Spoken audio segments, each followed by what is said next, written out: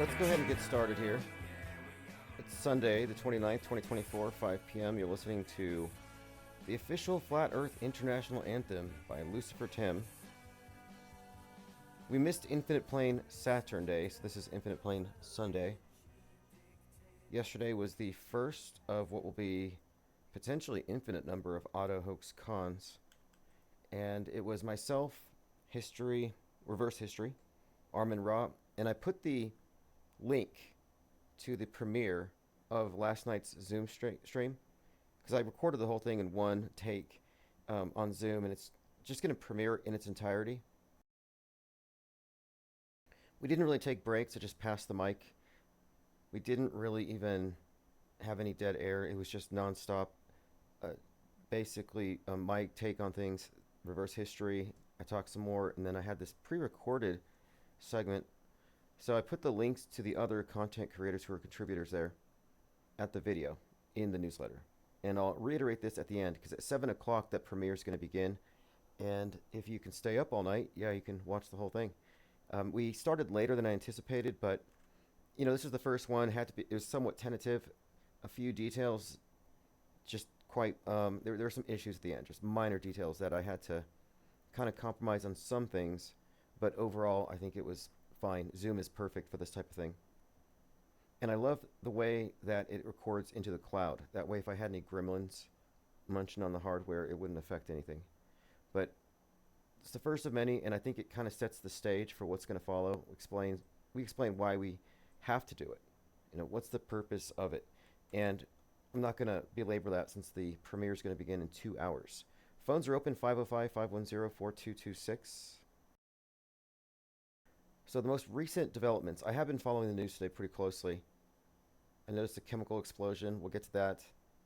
But this was the thing that really stood out to me.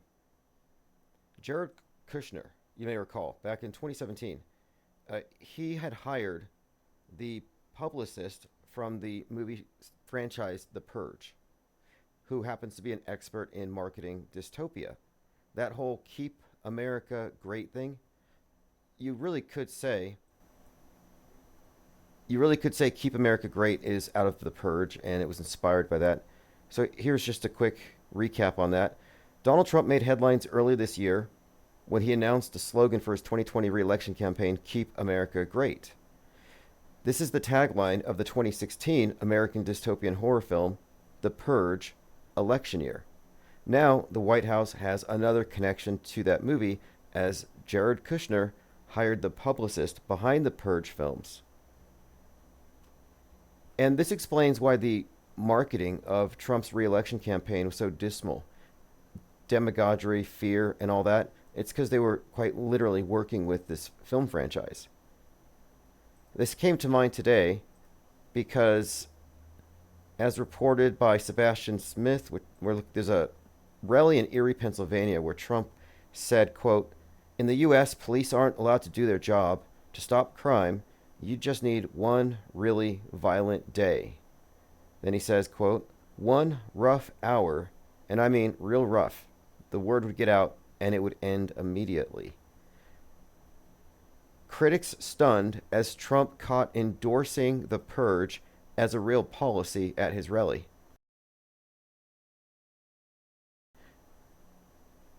Yeah, just raise the volume. Just raise the volume. I just caught that. It was a little low. Look, critics stunned as Trump caught endorsing the Purge. So he did say this. He did say 1 hour. They could clean it up. It says here, The Purge is a film series based on a dystopian world in which the government makes all crime legal for a 12-hour period. And then Trump in Erie, Pennsylvania said the police can't do the job. One rough hour, word would get out. It would end immediately. The intellectualist said, Trump appears to endorse the Purge as a policy.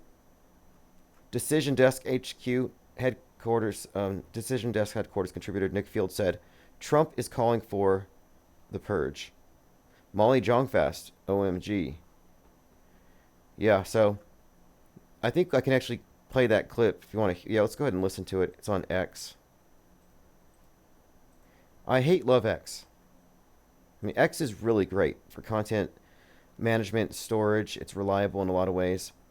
I could do without a lot of the channels that get paid to spam nonsense, which is like 80% of it. Like, bots aren't the problem. The problem happens to be the fact that they've incentivized clickbait, misinformation, rage bait, and truther bait, and it's just a mess. But anyway, let's go and play this clip. Here's Trump talking about the Purge. That the 950 is a misnomer because you can steal whatever you want, you can go way above. But you'd see, originally you saw kids walk in with calculators. They were calculators. They didn't want to go over the $950. They're standing with calculators, adding it up. You know, these are smart people. They're not so stupid, but they have to be taught. Now, if you had one really violent day, like a guy like Mike Kelly, put him in charge, Congressman Kelly, put him in charge for one day. Mike, would you say, he's right here, he's a great congressman. Would you say, Mike, that if you were in charge, you would say, oh, please, don't touch them, don't touch. Anyway, commenter saying, is he encouraging police brutality? I noticed ever since the Purge was mentioned, a lot of people are posting images of Laura Loomer, which isn't nice, but, you know, people make their own decisions. But I noticed that another right-wing influencer, Laura Southern, she herself has undergone a transformation, and she looks like Loomer. I might even find it if anybody cares. I mean, she doesn't look like the same person. Just noticing, and I commented, I was like, you got Loomered. Loomer generally means you got trolled by Loomer, but now I'm saying if you look like somebody put you through the jigsaw treatment at your cosmetologist, you got Loomered. It's pretty extreme. Elephant Tusk says, don't forget about the impending port workers strike, which is intended to cripple the supply chain. Yeah, probably fake news. Is that coming before or after the Hells Angels beat up the Venezuelan gangs that took over Aurora? Oh wait, that never happened. People live in a fictional universe. It's called the mainstream mediation. And you have subgroups within. And right now, it seems like Trutherville is mostly living within a fictional universe of fan or user-generated fan fiction about various celebrities. I don't know if you recall, but the QAnoners for years, I'm talking like maybe 8 years, they were obsessed with Britney Spears. Not for the reason they used to be. Like, originally, conservatives hated her because she's a dancing woman, a diva, whatever. They hate that whole thing because their values or whatever clash with that. But when Q became a thing, they started looking at every single Britney Spears upload, analyzing it for messages about how the deep state's about to get it. So they've had this weird celebrity obsession, like erotomania, where they really believe that Britney Spears is talking to them and she's going to blow the system up. She's going to reveal how Michael Jackson was trying to tell the truth. They have this huge, again, it's fantasy. Well, that kind of faded. Nobody's talking about Britney Spears anymore. Now they're talking about Justin Bieber. And they're uploading clips of Justin as evidence that he's been abused by Diddy. So they've made up this entire collection of stories. They tell themselves, and like, pray for Justin Bieber. Everything that we're seeing right now is a repeat from 2016. Everything. The unmediated mind says the news may be fake, but the response is always very real.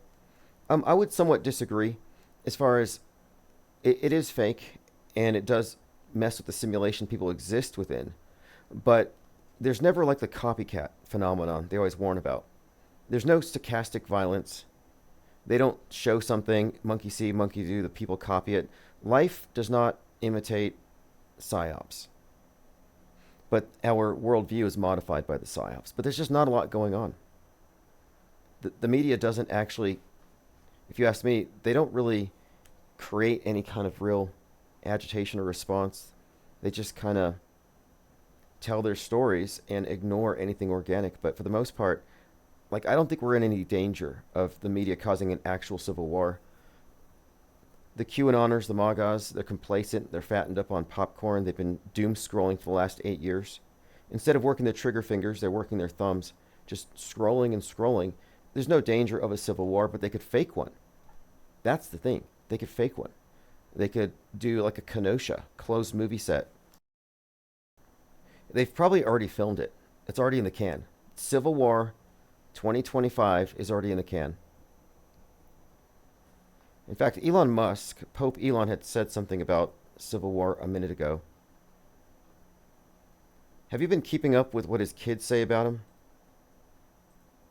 One of his Here we go. One of his daughters had posted something about Elon Musk, and she's suggesting that he's inauthentic and doesn't believe what he's saying. And I'm like, interesting. Elon Musk says, very few Americans realize that if Trump is not elected, this will be the last election. Didn't they say that last time? Far from being a threat to democracy, he's the only way to save it. Let me explain. If 1 in 20 illegals becomes a citizen per year, this is something the Democrats are expediting fast. Anyway, this is Elon Musk hyping something up. This was posted by Anunnaki Nibiru 33, who added to it here. Was the movie Civil War predictive programming? The president in the movie resembled Trump. And then he posted a book called The Last President by Ingersoll Lockwood. And this book was cited by QAnon the first election cycle, saying that Trump would be the last president. That's why they don't believe Biden's president. They say Trump's been president this whole time. They just can't tell us yet. So they're letting us in on it little by little, is what they think. They call it devolution. I first heard about this. You know who believes in it is on the Eddie Bravo podcast on Rofkin. Devolution, which is basically the military took over. They don't want any rebellions. So the government has just been reduced to some theater, kabuki theater, a bunch of people in masks, just basically doing a slow or soft disclosure. And right now we're experiencing disclosure. So the nonners were all convinced that disclosure was happening, and they're being told, hey, this is what's really happening. And they got lulled into an alternate reality where Trump is still the president. And it gets even weirder with them, as you all know. But I also want to point out that the Civil War movie was not only predictive programming for a civil war and directed by the guy who wrote 28 Days Later, which is the rage virus. The monkeypox alludes to this, and it affects the right wing. We've been talking about the rage virus, which will emanate from X. X is the vector. But this movie Civil War also has the Trump character getting killed. And they insist that a black woman soldier does it. So they basically, the long and short of, if you haven't seen Civil War, Kamala Harris kills Trump. Spoiler alert. Which mirrors Fallout, where Betty Pearson, who's a Kamala Harris predictive programming proxy, which is one of our new terms. A predictive programming proxy is a character in entertainment who represents somebody in the real world. Like Robert De Niro, even though he's Trump deranged, if you look at his predictive programming aspects, he's foreshadowing Trump in the future. So you would call De Niro one of Trump's many predictive programming proxies. You know, you got Biff Tannen, Damian Thorne, Donnie Darko is actually one of them. There's so many, but this is a common thing here. And so in this Fallout, which is Christopher Nolan, Oppenheimer did the nuke. Jonathan Nolan did Oppenheimer about the nuke, but his brother Christopher did the Fallout, which follows the nuke situation. But in Fallout, Betty Pearson is a Kamala Harris proxy, and she's the one who steals the election, cleans up a massacre, and the only evidence of it is a little spot of blood on the side of a foosball character's head who looks just like Donald Trump on the right side of his head. And I pointed that out. I said, did Fallout just foreshadow Trump getting shot on the right side of the head? A blood drop on the right side of his face? I pointed that out back in June when I watched the series Fallout. All right, let's see who has joined us. Symbia, DNS561, Ted Stryker, Flozik, Lord Laney, Esteban. Oh, yeah, that's right. Esteban was a caller the other night. And I'm going to upload all the archives. I have 3 days. I've fallen behind. Linda Curtis, thank you for joining. Matt X, Unmeated Mind, we already saw you in here. We're up to about 60 people so far. Patricia Steer says hi. Flozik says Truthertainment. Yeah, Truthertainment. That's the term I use to describe truthers who are just using clickbait and putting clicks ahead of facts. That's really where they're at right now. Like, facts don't get the money, so they're all about the clicks. They're worse than the mainstream, if you ask me. All right, we're joined by Armin Rai, who you'll hear tonight if you listen to the replay of the Zoom conference. Oh, I see. The unmediated mind says, that's not what I'm talking about. I'm talking about the people around you grabbing all the toilet paper in a panic. Yeah, that's true. That's true. And use the word panic, and that's very relevant here. We've been talking about mind war, the fear-based mind control, and I called it the panic-demic. And whenever the power elite want, they can push a button and send the masses into a panic. I happen to think the toilet paper grab was an inside joke. That as they're destroying the economy, massive wealth transfer from the bottom up, Bezos making $33 billion a month. I'm like, wait, or a quarter. I was like, they're laughing at us, fighting over worthless paper. Both our cash and, of course, the literal paper that, and as our economy is being tanked.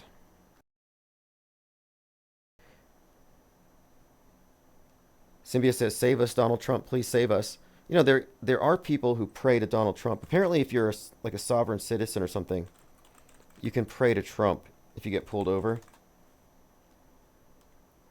Here's a clip here. MAGA moron prays to Donald Trump to save him. Please, somebody tag in Donald Trump. Donald Trump, if you can hear us, please, Donald Trump, please save me. Please save me, Donald. If you can hear us. I mean, imagine how many people are praying to Trump right now. And there's that scene in Superman where he's like floating above the earth with his arms out like Jesus, and the sun's behind him. And he's hearing all the people, all the chaos down below. And I'm like, that would be like being a savior. Like, you'd have back-to-back overlapping. It'd be like working at a call center and you have to answer all the phones. You couldn't handle it. So Trump's probably overwhelmed with prayer requests and couldn't get to this poor guy. Trump, please. I'm asking you. Please save me. Please save me. Please get these people away from me.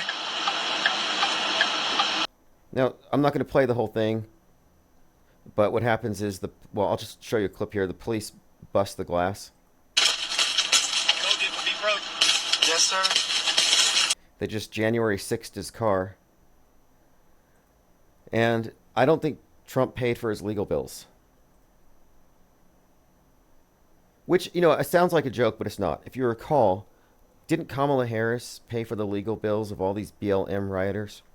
And, to build on what unmediated mind said, yeah, it is true. The media can set stuff off. You can have staged riots, but there is a point where you do have a contingent of real world LARPers who want to get involved. And I don't get involved. It's a losing game. But this person here is a perfect example. This is a byproduct of media manipulation. Kevin Mooring says they played the combined disaster Illuminati card.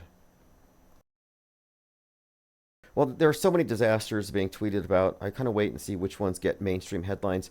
To constitute predictive programming to be considered relevant in this conversation, it has to be on blast to the collective psyche. It's got to reach billions. Because I had this conversation with someone who's, debating about whether predictive programming is real or not. And he's like, well, what if I wrote something? And I find out later it has some eerie connection to what happens later in the news. My response is, well, unless what you wrote was mainstream, it doesn't count. Predictive programming is directly there to augment future and, concurrent news. Mooring said, did you see Dana Carvey played Biden last night on SNL's 50th anniversary? Out of all the people suspected of being Biden, Dana Carvey looks more like him than Jim Carrey. Elephant Tusk says, Tim, do you know anything about entities like Ahriman? Apparently these are separate entities but a force which infects the spirit. The golf course shooter and Biden resemble that entity.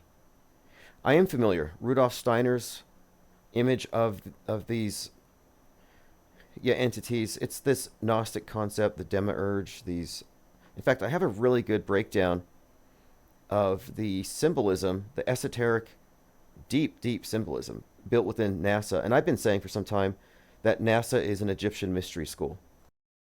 You can believe it's a space agency if you want, but space is the replacement heaven. It's a heaven that the atheists will believe in. It's the new world order religion heaven. And as all the other religions, it is both exo and esoteric. And the esoteric side is essentially, it's an Egyptian mystery school. I mean, that's an oversimplification, but not really when you look at how the modern New Age cults, the OTO, are just that, and that's how they advertise themselves. So we'll talk about that. Also, something else. I mentioned A Boy and His Dog takes place in 2024, and that's a post-nuke apocalypse science fiction dystopian film from years ago, but it was, I think it was in, what year did Boy and His Dog come out? 75. But it's set in 2024. Well, I just found out the Terminator, which came out in 1984, mentions 2024. So I'm going to play this clip from the Terminator. I am not stupid, you know. They cannot make things like that yet. Not yet. Not for about 40 years. Okay, and let me... Look. So 40 years. And a big part of the Terminator franchise is Skynet. Skynet is like HAL 9000. It's the AI god. And I think that's what they're going to do as far as the god construct. We already have Gaia. Atheists have their god construct. But they have to have their personal savior. Their personal relationship with this thing. And I think it's going to be facilitated through some kind of AI god. Skynet foreshadows this. James Cameron. His Avatar series has Pandora as a sentient planet or a sentient moon. And in Avatar 2, you find out that Earth was sentient, but Western civilization killed her. That's why we have to go to a different planet. Speaking of different planets, let's take a look at this. Fight the Flat Earth on a live stream says, you flat earthers don't believe in satellites, just Google it. And he starts looking for a video or image of satellites in space, and he flounders here for 2 full minutes. It's not. You just show the cartoons. Because people say all the pictures of satellites that we see are cartoons. And he's like, no, it's not. Those are the only things you show us. No. We look for the real thing. All we get are cartoons. And that's always been the case. But he found out for the first time. Let's have a look, right? Let's do this here, live.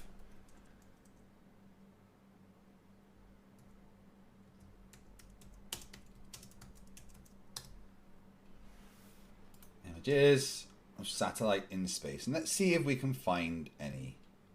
Oh, this is not a, that's not a cartoon. Also not a cartoon. Now he's posting images of the ISS, and that one actually does look like a composite. And oftentimes you have to look at it and see. It'll say image. You'll find out it's a composite. So he's floundering here, but he's still looking for a satellite. But that's a thumbnail from a video, not a cartoon. Now, no one's going to deny, Flatzoid, that there is many artist impressions of things. Yeah, there are many artistic impressions. And you can scroll down and down and down, and you're not going to find any video or photo of a free-floating satellite. Because it's very hard to get actual photos of you know, you'd have to send another satellite up with a camera to take a photo of the satellite, right? But that doesn't mean that there isn't pictures of satellites in space. Doesn't mean there isn't, no, but after 1 minute and 6 seconds, he kind of gives up, and you can see that he realized he stepped in it. He works for NASA, and they don't have his back on this. Okay, let me catch up on comments some more. I think I want to get a few more of these. We're talking about... Oh, yes. The SNL. I'll have to watch that clip. Deprogrammed Truther says, that was really hard or sad, Tim. It hurt my heart to listen to this guy cry out to Donald Trump. Well, we don't know that Donald Trump didn't answer his prayer. I wouldn't be too affected by it. I was bothered by MAGA at first, when they had a point. At first, it seemed like, but after a while, I realized the whole thing was a grift. They did have good intentions, but if you're still part of the MAGA cult at this point, you kind of, you need a reality check. We're not doing them any favors. Cynthia says this clip always makes me laugh. Yeah, it makes me laugh too. When I jack, what do I order the inside tour? Oh yes, I will post. I'll blast it. I'll blast it. I'm not going to put the sale button up until I have them in studio here. I have the envelopes. Everything's locked and loaded. I'll be placing the order here. And what I'm going to do, by the way, is I'm going to add on to it since I have a few more days. And I'm supposed to be out with October's. So I'm probably just going to add a little bit more to this one. Maybe do a combined. We'll see. But I have like 20 pages of slides from last night I wanted to work into it. All right, let's continue. Yes, Civil War was 100% foreshadowing. I mean, what movie isn't? Dirk Zink says fake satellite cartoons. Yeah, you know, you would think that if they had like pictures of CubeSats in space, they would just be plastered all over the place, and there's not. I mean, I could honestly start a space company, and I could say, hey, I got a private rogue space company. I can send CubeSats to space on the cheap. Don't pay $40K with SpaceX. You know, I'll do it for $20K, and I could collect money, and I could do a CGI rocket launch. They wouldn't know the difference, and then we would send them pictures. Yeah, just email us, tell us what you want a picture of, and your CubeSat will go snap a picture, and we'll send it to you, and everybody would fall for it. It's sad, but there's a lot of money in it. Dirk Zink says, I've talked to friends who said they bet their life the space station is real. Wow. Well, in their defense, it is real. The space station is real. But it's not an orbiting spacecraft. It's a movie set on the Earth. It's a reality TV show. So it's real in the simulation, and the simulation is our concept of the world as projected or broadcast onto our minds. And this concept of the world includes things that don't exist. Lies, propaganda. Then you have the visual lies, where they don't have to speak it. They don't have to say something. They don't have to lie to you with the words, but they can just show you something, and it just becomes part of your existence. So it does exist in their simulation. So we're not saying it doesn't exist. We're saying it's a movie, and a bad movie. Like at this point, we shouldn't even be arguing about whether or not the thing is up in space. Infinite Plane Radio. Hey, dude, this is Jurassic. Hey, what's up, Jurassic? Anything new coming up in the last few days? Well, I mean, did you see my Marilyn Manson video? Oh, that's what I needed. Yeah, okay. So I found out yesterday at the end of my live stream, or 2 days ago, that the new Marilyn Manson album is called One Assassination Under God, which and it's coming out on 11/22. But no, what else have you picked up on that one? You're the one who told me Marilyn Monroe, where his name comes from, died on 8/4. Right. That was basically it. I just wanted to make sure you knew that the album comes out on 11/22, which is JFK's death date, and Marilyn connects. I mean, the Marilyn part connects to Marilyn Monroe dying on 8/4. And she's connected to JFK, and he plays JFK in the Coma White video, which has him assassinated. So he's portrayed himself as JFK getting killed. Exactly. And the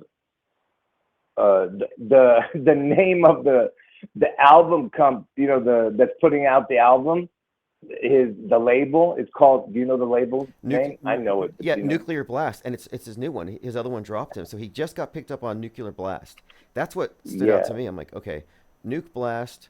His first single had a Nevada-shaped shard of glass with one eye in it. This is Mr. Antichrist. So he's the Antichrist, and he's JFK getting assassinated.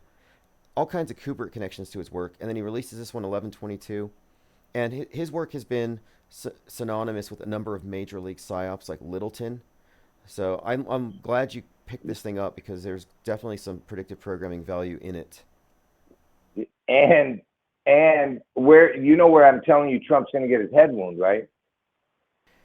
For the longest time, you've been saying Ohio. Right. And that's where Marilyn Manson's born. That's right. Marilyn Manson's from Ohio. Okay, You see how the connection? Yeah, absolutely. The name thing is really strong too. The Maryland thing, and then the Manson thing as well. Obviously, you You used to talk about that a lot, right? The Manson code Yeah, or the Sun. right. That's how I originally started on YouTube, with the King Man Sun code. Yeah, and and the guy's 55 years old, and Satan equals 55. Yeah, yeah, that's right. I was going to mention that to you when we first brought him up because this is his, he's taking a break. This is his comeback album, is what they're saying as well. So I thought that's got to be another connection. And Manson has deliberately identified himself with David Bowie. He's infused a lot of his work with Bowie. So you do have this, he does, I think, in many ways embody a lot of the same sets of symbols and concepts and ideas. He's definitely part of this program.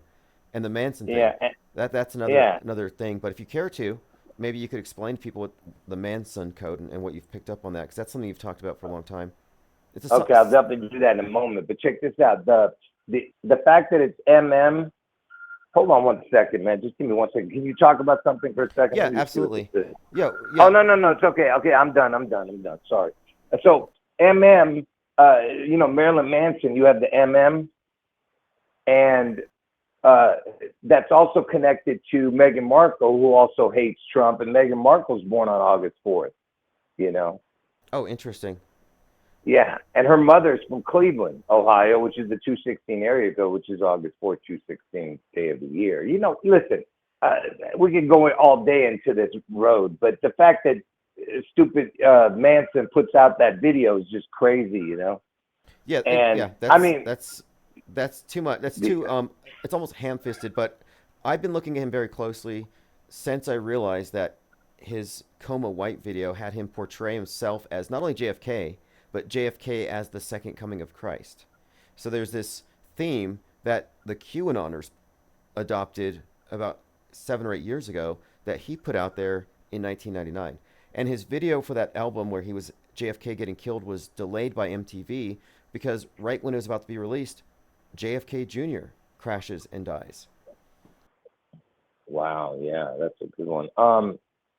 And speaking about the man-son code, for the people who don't know, that's how I originally started on YouTube. Was the original? If you're looking for codes about the fake news, all you have to do is look at these. The main two codes is the man-son. Okay, I'm not going to get into the king man-son because that was what it was originally. But the man-son code is the main two codes they use in every one of their. When they want to throw out the code to anyone who's awake, that's the codes they use in all their fake stories. And let me see if I have that. I had a list of just recent stories that I wanted to just to throw out there. If you know any recent stories in the news. Okay, I'll give you an example. First of all, of course, we all know the Charles Manson, of course, and then O.J. Simpson's son, and O.J. Simpson killed the Ron Goldman. So you have the man-son codes, and Mark Furman was the guy who found the bloody glove, and 9/11 happened in Manhattan. So you have the man again in the story, and listen, there's all kinds of it in the news lately.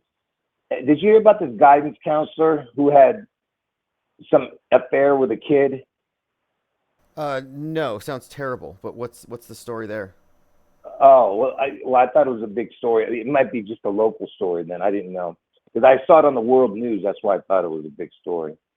It might be. I was out yesterday, but hey, really quick here, the man thing. So Sam Bankman-Fried, the guy who's in prison right now, he's sharing he has a cell. I think he's sharing it with P. Diddy, R. Kelly, and Frank James.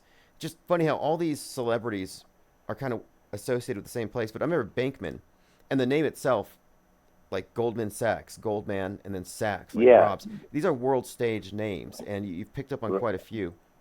Yeah, and the thing is, there's so many that I just completely forget now because it's how when your mind is overloaded with info, you actually go blank, and that's what happens to my brain when there's too much in it. But anyway, this guidance counselor, I think her name was Ty's son, so you have the son in that one. Did you hear about the abortion a woman because of the abortion ban that they finally got a death. Did you hear about that? I just heard about it on a podcast, and so I'm digging into that story because that's going to be. It's probably a psyop. Can you look at? But yeah, Can you look at the name? Can you look at the name? And I'll tell you. There it is, right there in the name. I think. yeah, because the name. Yeah, if this has the name, it wouldn't surprise me at all. So let me go and pull this up. Here we go. Is this the one? Is it saying the name? Let me go ahead and actually go ahead and read the name to me. I want to make sure I pull the right one. No, I just want to make sure. Yeah, type it in, see if it's the right one. Amber Thurman.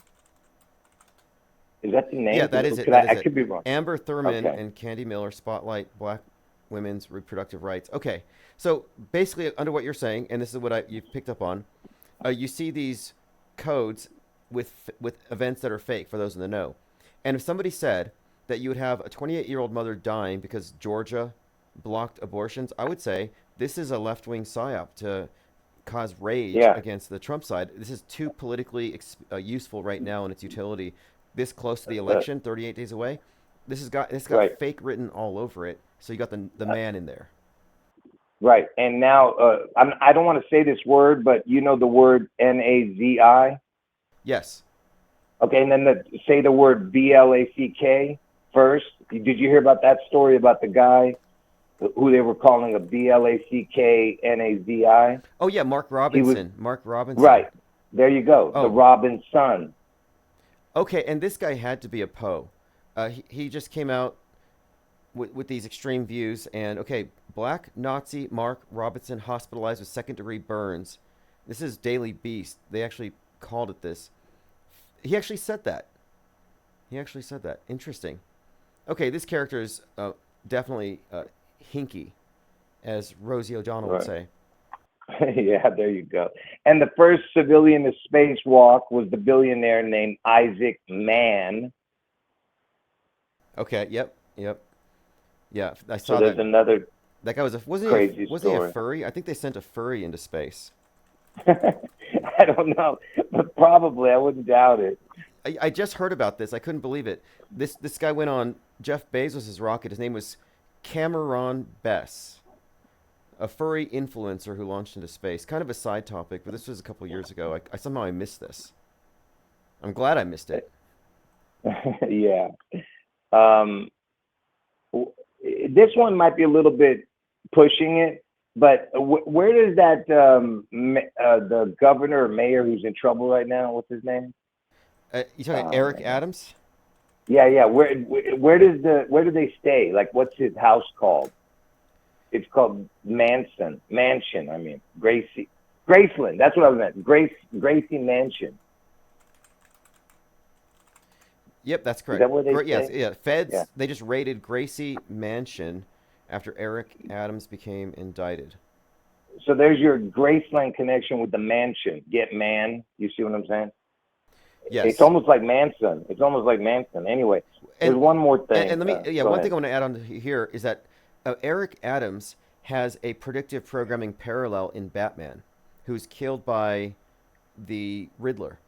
And I'm bringing this up because Frank James, who was the guy that shot up the subway at the same time Batman came out, they called him the Prophet of Doom online. He was sending videos to Eric Adams that mirrored the videos that the Riddler was sending to the mayor in Batman. So anything with this guy, I just presume to be fake because he's obviously deep in the narrative of these various psyops. But yeah, Gracie Mansion. Yeah.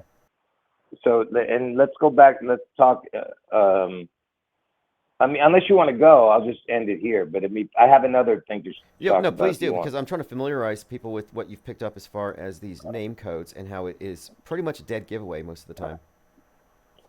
Oh, with the Manson, I was just going to skip that now, but we could go with what's that guy who shot Trayvon Martin?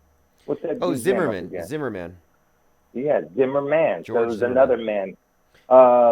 There's just so many, man, especially with the police officers' names, and there's so many I just can't even think of them. But you made your point for the most part, though. Here is that we got to look at these names, and you've picked up a few. But Manson is what I got. I got into this tangent because we talked about Marilyn Manson.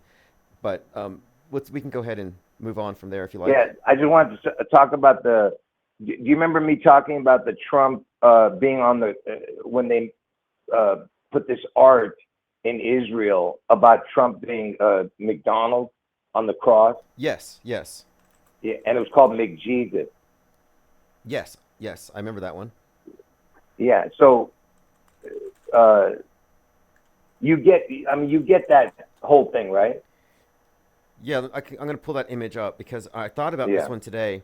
Because right now in Vegas, they just unveiled this 43-foot tall naked statue or marionette puppet of Donald Trump, and they're gonna take it across the country. But it's 43 feet tall. I don't know the significance. I don't know why it's not 42. That would have made more sense to me. Yeah, that's what I was thinking too when I saw it. I was saying the same thing when I did the live stream this morning. Yeah. But yeah, 43-foot nude Trump statue assembled outside of Vegas, and they're gonna move it around. And this is not the first time they've had a naked statue of him. They've done this before, but Because they're saying the emperor wears no clothes. You get what I'm saying? yeah, I guess that's likely what it is. It's grotesque. Yeah. And anyway, so Trump on a cross, yeah, the McDonald thing. So they called it McJesus, okay? So in the place of Donald, it's McDonald's, right? Ronald McDonald. So they put Donald on the cross. I mean, yeah, it's McDonald, but Donald on the cross, and they called it McJesus. So they're saying Donald is Jesus because they took the Donald out and put Jesus, right? Oh, okay. Instead of McDonald, McJesus, and it makes Donald Jesus. I see what you mean there. It's a swap. It's like a cipher. Yeah, that's definitely a definite communication there. Right. And I know you guys don't have to agree. We're not even talking about religion or anything, but Jesus, when he came on earth, he was as the Son of God, but he was God in heaven. But let's not even go there for right now. But so the word son means Mac in that's what MAC or MC means. It means son of Donald. So basically you're saying the Son and Jesus, and then Son and Donald. So there's another connection there with that, with the McDonald thing. But the reason I'm bringing this up again, besides the fact that it's the Jesus and the Donald connection, but did you ever hear about the PISSCHRIST? Yes. Yeah. Okay, that artist. So I know you're talking about this artist. Is known for gross stuff. He put a crucifix. It looked like it was in a jar but it might have been behind the jar. But the idea was, of course, yeah, it was meant to be some kind of sacrilege. No, it was a big vat.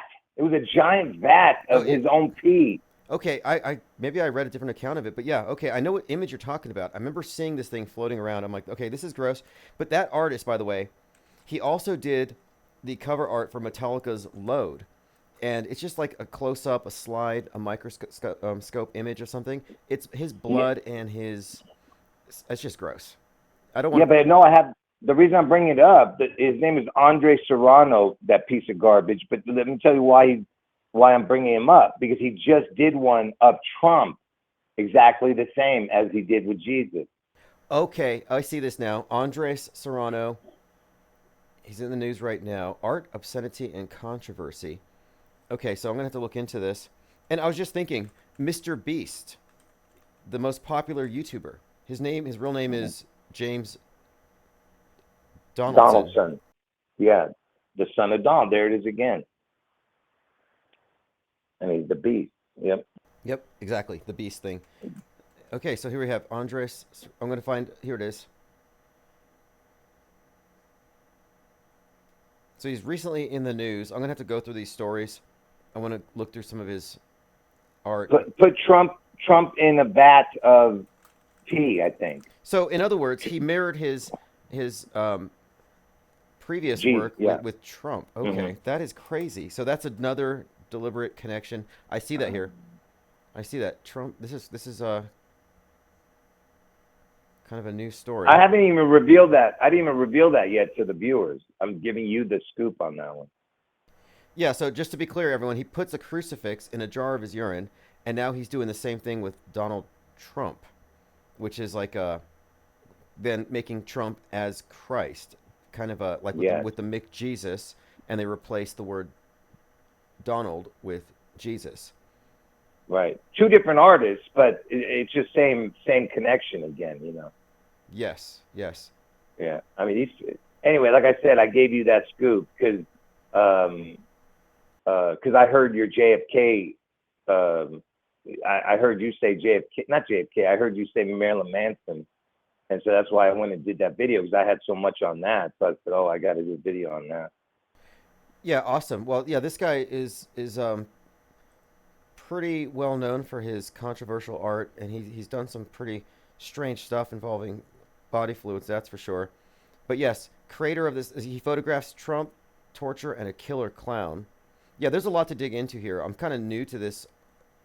I knew a couple of his pieces here, but I'm going to go through it now because there's quite a lot here. Just one last thing, just for your viewers. You know why they always use Boeing as their, all this, of course, because we know they're not making planes, without putting the bolts in and stuff like that. It's a bunch of nonsense. You know why they're using Boeing, right? We've talked about this before. I just want to make sure your viewers understand it. Would you bring it up? Because Boeing has been a major story for the last year, from planes to a literal Boeing tail cone falling off a C-17 into a church parking lot last week.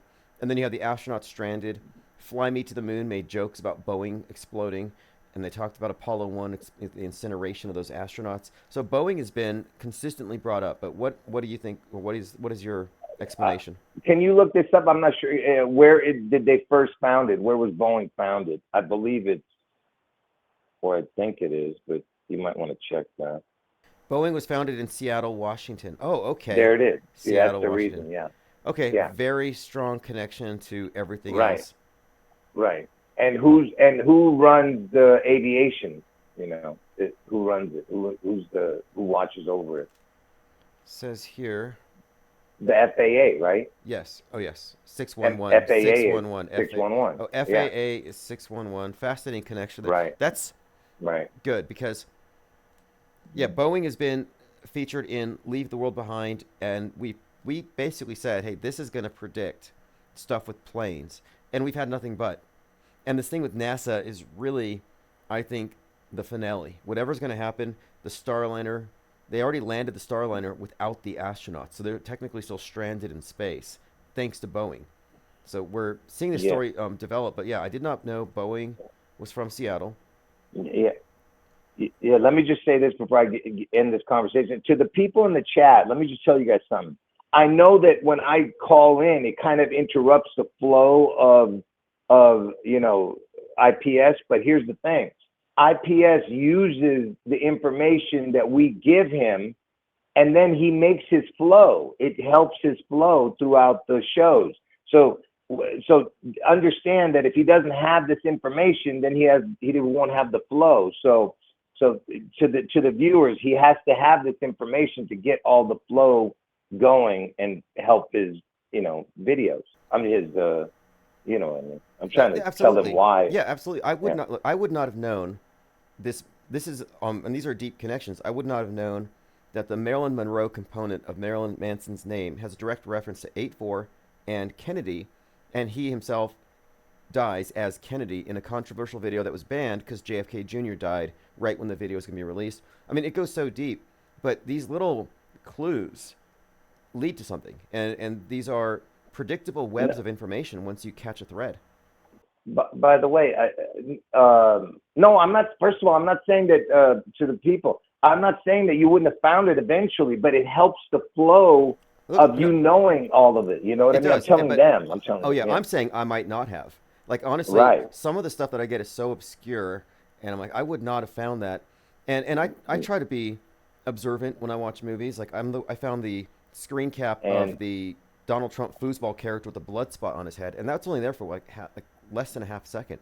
So yeah, this takes all kinds of viewpoints, and so again, necessary. And I just want last thing. I don't even read the chat 90% of the time, so I don't know what these guys are talking about. I was just saying that because I noticed after I get off the chat, I look at some of the comments, and people are like, "Oh, I can't wait for him to get off." So that's what I was saying to them. It's not like I call in for no reason. I call in with information. That way he can use it. You stupid idiots. Anyway, I'll talk to you later, man. All right. Well, thank you. Thank you for the call. All right. And as always, Bye-bye. we appreciate the information. All right, man.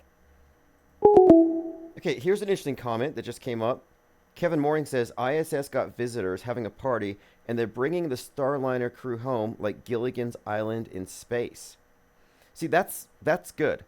This is exactly why we have this think tank. And here's why. The Boeing Starliner, the Calypso is the name of the capsule.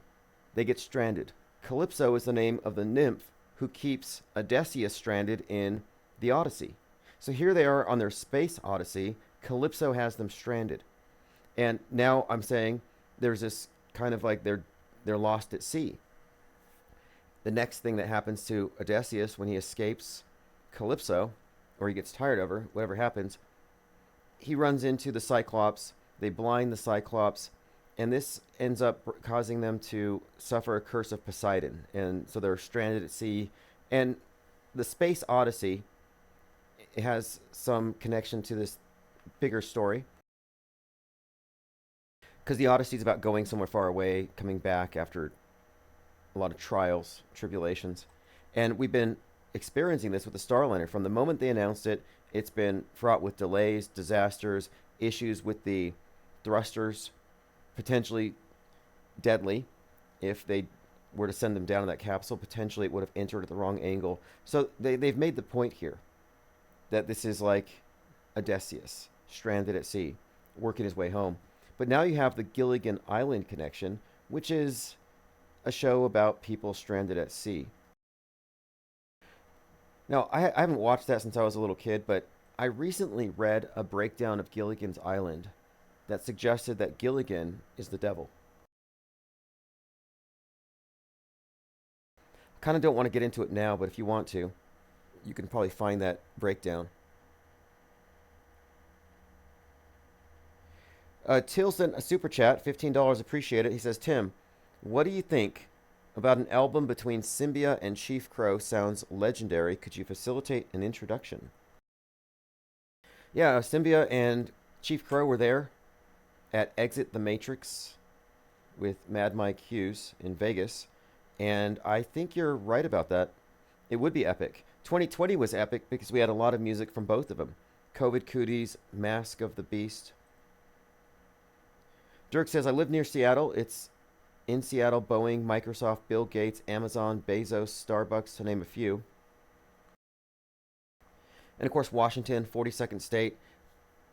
All this stuff is deeply, deeply connected.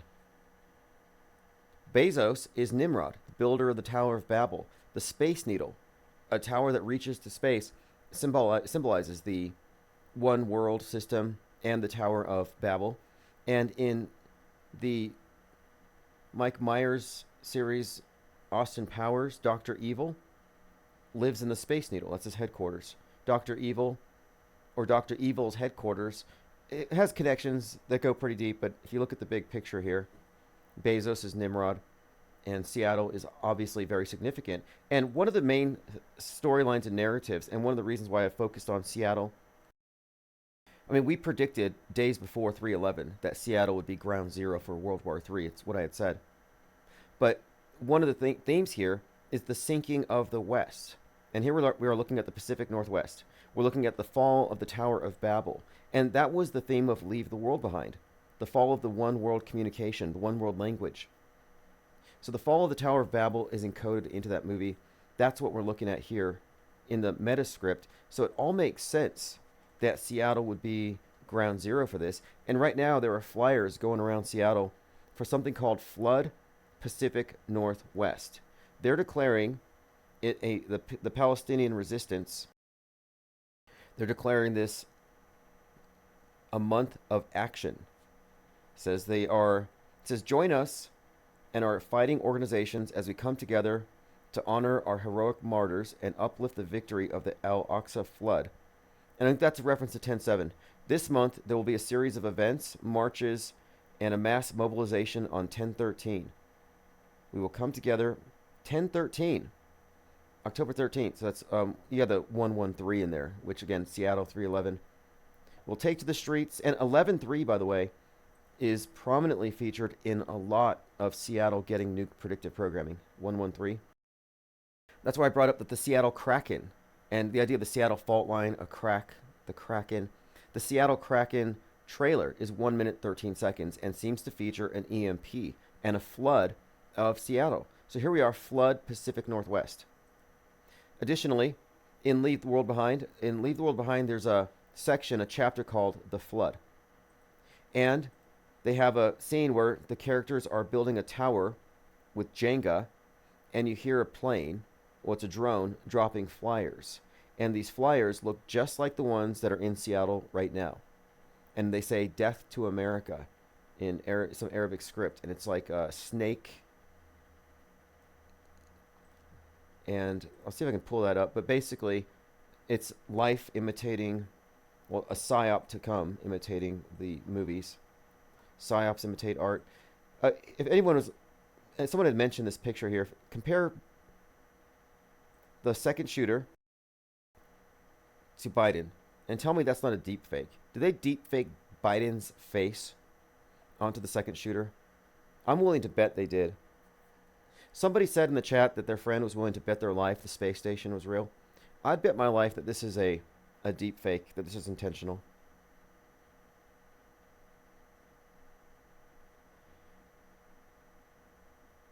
Mango says, if it weren't for Tim, I wouldn't have heard of Garrow.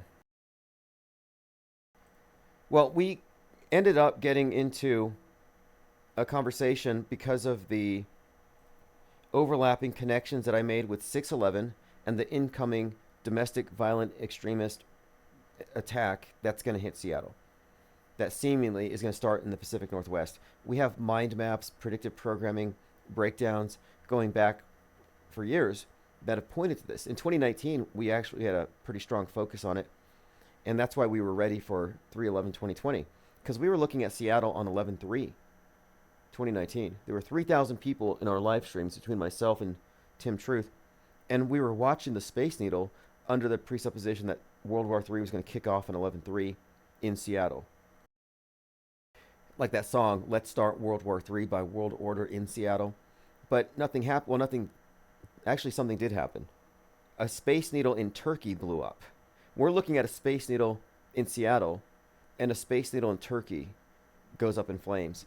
And we were like, what happened? Were there too many of us watching? They had to do their Mystery Babylon ritual somewhere else. Did we change it? We didn't know what to think. But we said, okay, well, if it wasn't 11/3, it's got to be 3/11. So fast forward a few months, and I had a live stream on a Sunday, and I said, World War III is going to start on Wednesday, Ground Zero, Seattle. And we have lots of reasons for saying so. These aren't guesses.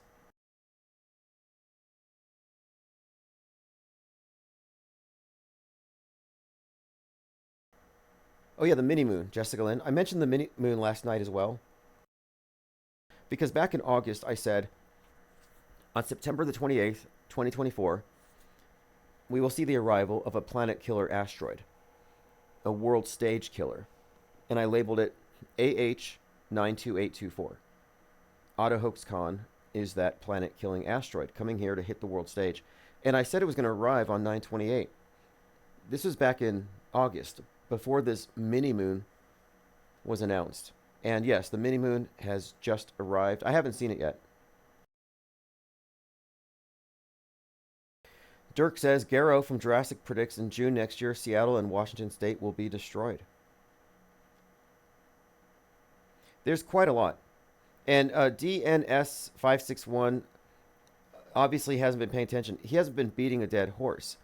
There are reasons for every claim. You can back his claims. You can look at headlines. You can verify dates. And if you don't see it, it's really because you're not understanding how media works to entrain the mass mind to future fake events. So you throw down these laughing emojis like you have a point, but honestly, you don't. The people who are true believers in media and think it's reporting faithfully the facts of the world, you're in a strong delusion.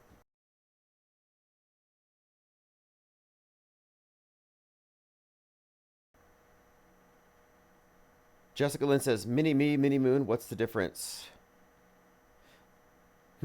Well, This isn't even a moon. It's a 33-foot wide space rock that nobody saw coming. Michael233 says, who's going to win, Trump or Kamala? Okay, look, if we go off a civil war, which makes the most sense. Civil war kicked off because of right-wing rage, or rage in general, rage viruses. If we have a...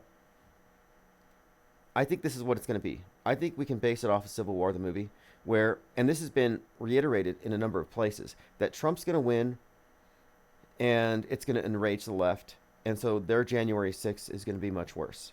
And in Civil War, they go in and they take him out. So it kind of looks like, I mean, Kamala is a huge part of this thing. She's been in every single bit of Netflix predictive programming where there's a strong female leader since I started paying attention to Netflix this closely a couple of years ago. DMZ, Demilitarized Zone, that's got Kamala. I mentioned Fallout, that's got Kamala. Civil War, Kamala. And these are what I call predictive programming proxies.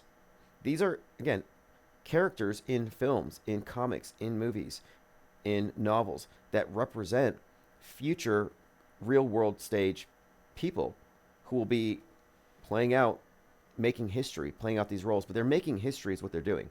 So we can say, yo, they fake the news. Well, they fake history. What's the difference? Today's news becomes yesterday's history, and over time it aggregates. They are faking our history. We can talk fake news all we want. And I'm not talking about mud flood and let's just throw away all of our knowledge about history because we can't verify it. I'm not even going there because I do think we need to be critical about all of this stuff. I'm just saying the fact that they're faking history now is critical. It's not about the past. It's about their doing it day by day. So it's easy to understate the significance of fake news when you think it's just a few stories here and there that get by. No, we're talking about reality fabrication, worldview fabrication. And it's from the top down. These aren't hoaxes. It's a psychological war zone. It's a psychological war in which you have many psyops. And sadly, truthers only see psyops. They don't see the war zone itself. They don't see the theater of psywar. They see anomalies. We see and recognize the standard operating procedure. The rule, not the exception. Dinosaur says foreshadowing. Yeah, foreshadowing is a great way to describe it. Elephant Tusk says Kamala is a player avatar of Kali the Destroyer. Well, look, somebody else too had mentioned, just since JL, we're talking about JL, the information he brings is relevant, and it's actually more evidence of what we're describing here, the meta-scripted reality. He called in a couple weeks ago, and he talked about Umaga versus Kamala. So the WWE wrestler Kamala, whose real last name is Harris. So you have Umaga the Samoan Beast versus Kamala. And based on this, you could ascertain that Maga is going to beat Kamala. And look at Maga, Samoan Beast. So you have Beast in there. But definitely it goes their way. And this would comport 100% with Civil War. And just by using the past as a predictor of the future, I would argue that Civil War is pretty indicative of a Trump victory. So place your bets accordingly. Matt X says, get ready for Fallout Season 2. It will be set in the New Vegas. In the video games, the Hoover Dam plays a big part in the story. Okay, I'm glad you brought this up, because Season 1 of Fallout ends with this scene of Vegas that has a space needle very prominent. And that's how Westworld ends. You have this space needle scene, and it follows an EMP. And again, Westworld is Christopher Nolan, just like Fallout. Same director. In fact, you'll hear this later tonight, if you stick around for the replay of AutoHoaxCon. Reverse History was really going into detail about how the same writers are conveying the same types of predictive programming in different productions, different movies, but also within the same episodes referencing multiple future incoming events. This is standard. There's a pretty large number of conspiracy theorists who are very well aware of the Kubrick Apollo 11 connections. in The Shining. But if you ask them, what about the 9/11 connections in The Shining, they won't know. But there's more stuff predicting 9/11 than alluding to Apollo 11 in The Shining. And that's just one of his works. All of his movies have this, going back to Dr. Strangelove. By the way, Dr. Strangelove premiered on 11/22/1963, the day Kennedy died. Eyes Wide Shut premiered 7/16/1999, the day JFK Jr. died.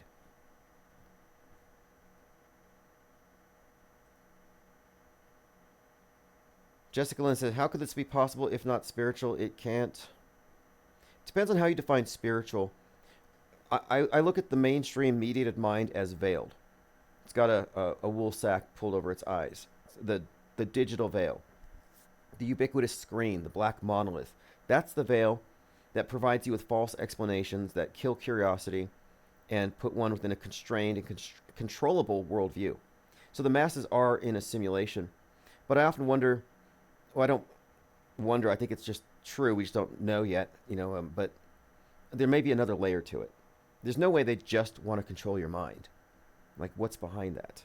I don't think we're soulless automatons, but it does seem like there's a lot of soul denialism built into the dominant paradigm, and I kind of think there's a reason for that.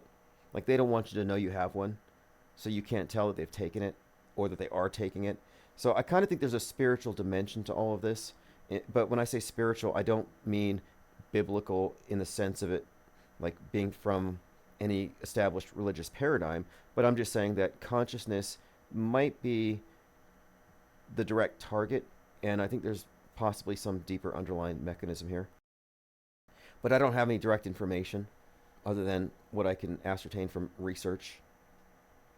And I have been doing a lot of research into various magical philosophies because I want to understand what's happening. And one other point here. You look at the origin of Nasatology, which is our world religion. Nasatology is a religion. And we'll get into the esoteric side of Nasatology here in a moment. Actually, that's what we'll get into next. Because I was going to just bring it up. That it has this amalgamation of Mystery Babylon, this occult pagan religion, combined with science fiction, presented to the masses through the cinema. So the movies are where you get the pageantry for this new world order religion. And Kenneth Anger, a hugely influential character in all of this warlock, Kenneth Anger, who wrote Hollywood Babylon, stated this was the agenda behind Hollywood back when he put that book out. He's not a marginal character. His book was the basis for Babylon, starring Margot Robbie, who later became Barbie. So Margot Robbie becomes Barbie. Anyway, we could go into the weeds with any of these characters, and we will in a more organized fashion. AngstG says, Miles Mathis ties Kamala Harris to the French and British royal bloodlines, and he disproves her demographic claims to be black. I like a lot of Miles Mathis's work and his breakdowns. They're very good, but it's not hard to state the obvious and say, that's fake. At this point, it's stating the obvious. I don't agree that you can trace somebody's names that are publicly given and tie them to a bloodline, which ultimately leads to a paradigm where you've discovered this secret family manipulating everybody. It just seems like conspiracy claptrap. And at no point yet, as far as I've seen, has he diverged from that. And I think that that's an MSM perspective. It's not off-world stage. We'll see. As we define this, and this is why we had to do Auto Hoax Con, as we define this new skeptical take on media outside of the alt and mainstream, we're going to see who is on the right side of the screen. It'll become very apparent because it's very easy to call things fake, and that doesn't necessarily mean that somebody's telling the entire truth. If they add their own conclusions, it's usually fishy. But I don't quite understand his obsession with names. I don't know if that tells us anything, because I don't think you can make the case that, like, the Rothschilds control the world. To me, that sounds like conspiracy, claptrap, stale old red herrings.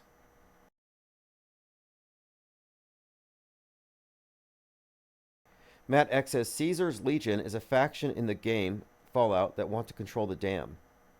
Okay, so you bring up the Hoover Dam, and this is again Christopher Nolan in Westworld season 4, the one that ends with the space needles. In fact, the cover art for season 4 has a skull with a space needle inside of it. It opens up. The season opens up on Hoover Dam.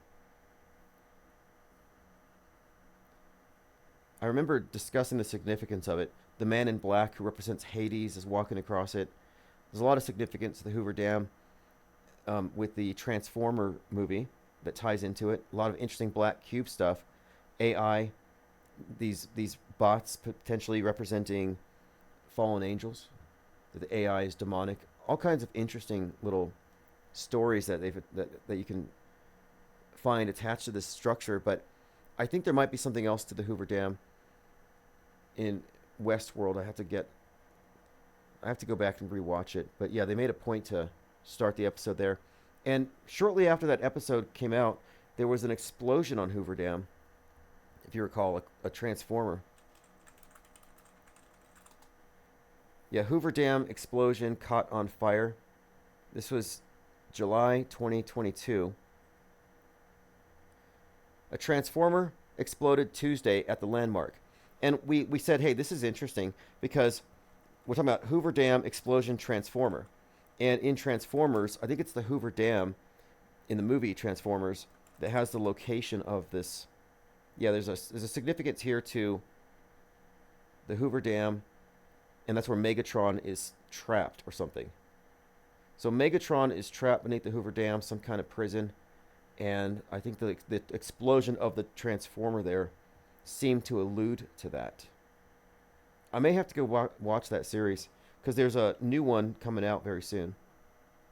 It might already be out. I saw a trailer when I went to go see Beetlejuice.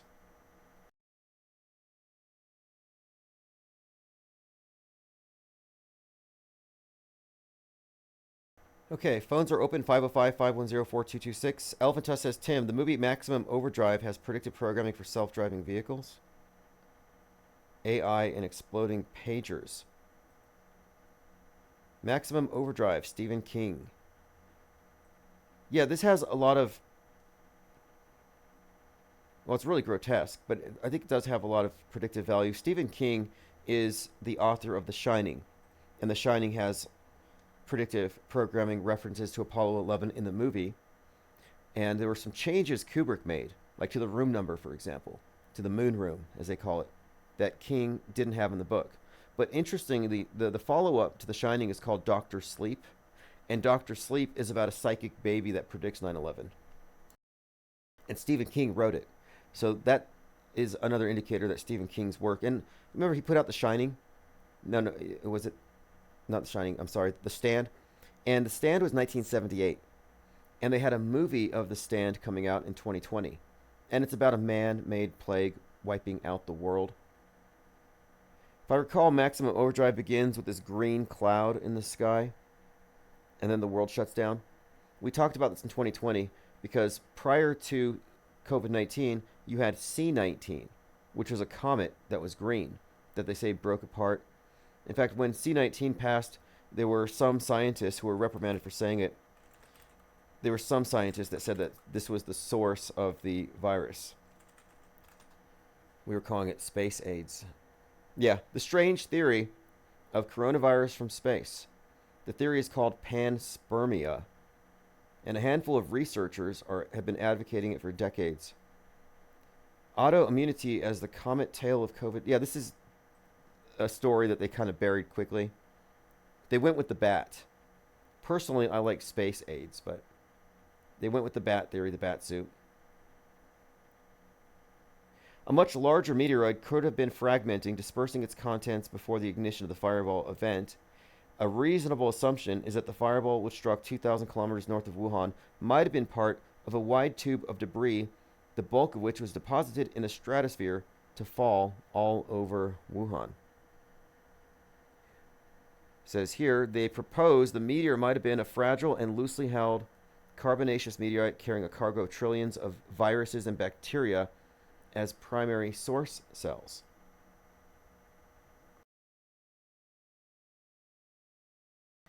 Yeah, that story didn't get a lot of attraction. I mean, traction. For some reason, it got buried, and I think they said that it wasn't scientific enough, but I find it believable. I think it's more believable than the bat thing. But it starts off again with the green in the sky. I'm still waiting to see what this 33-foot wide rock is going to do. It's going to be here until like the end of November.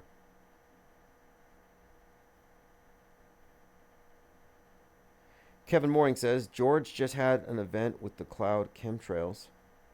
Post a link.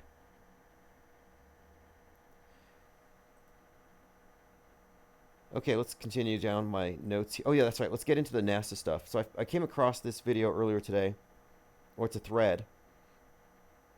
Great channel. It's called America Hidden. It's spelled A-M-U-R-A-K-A.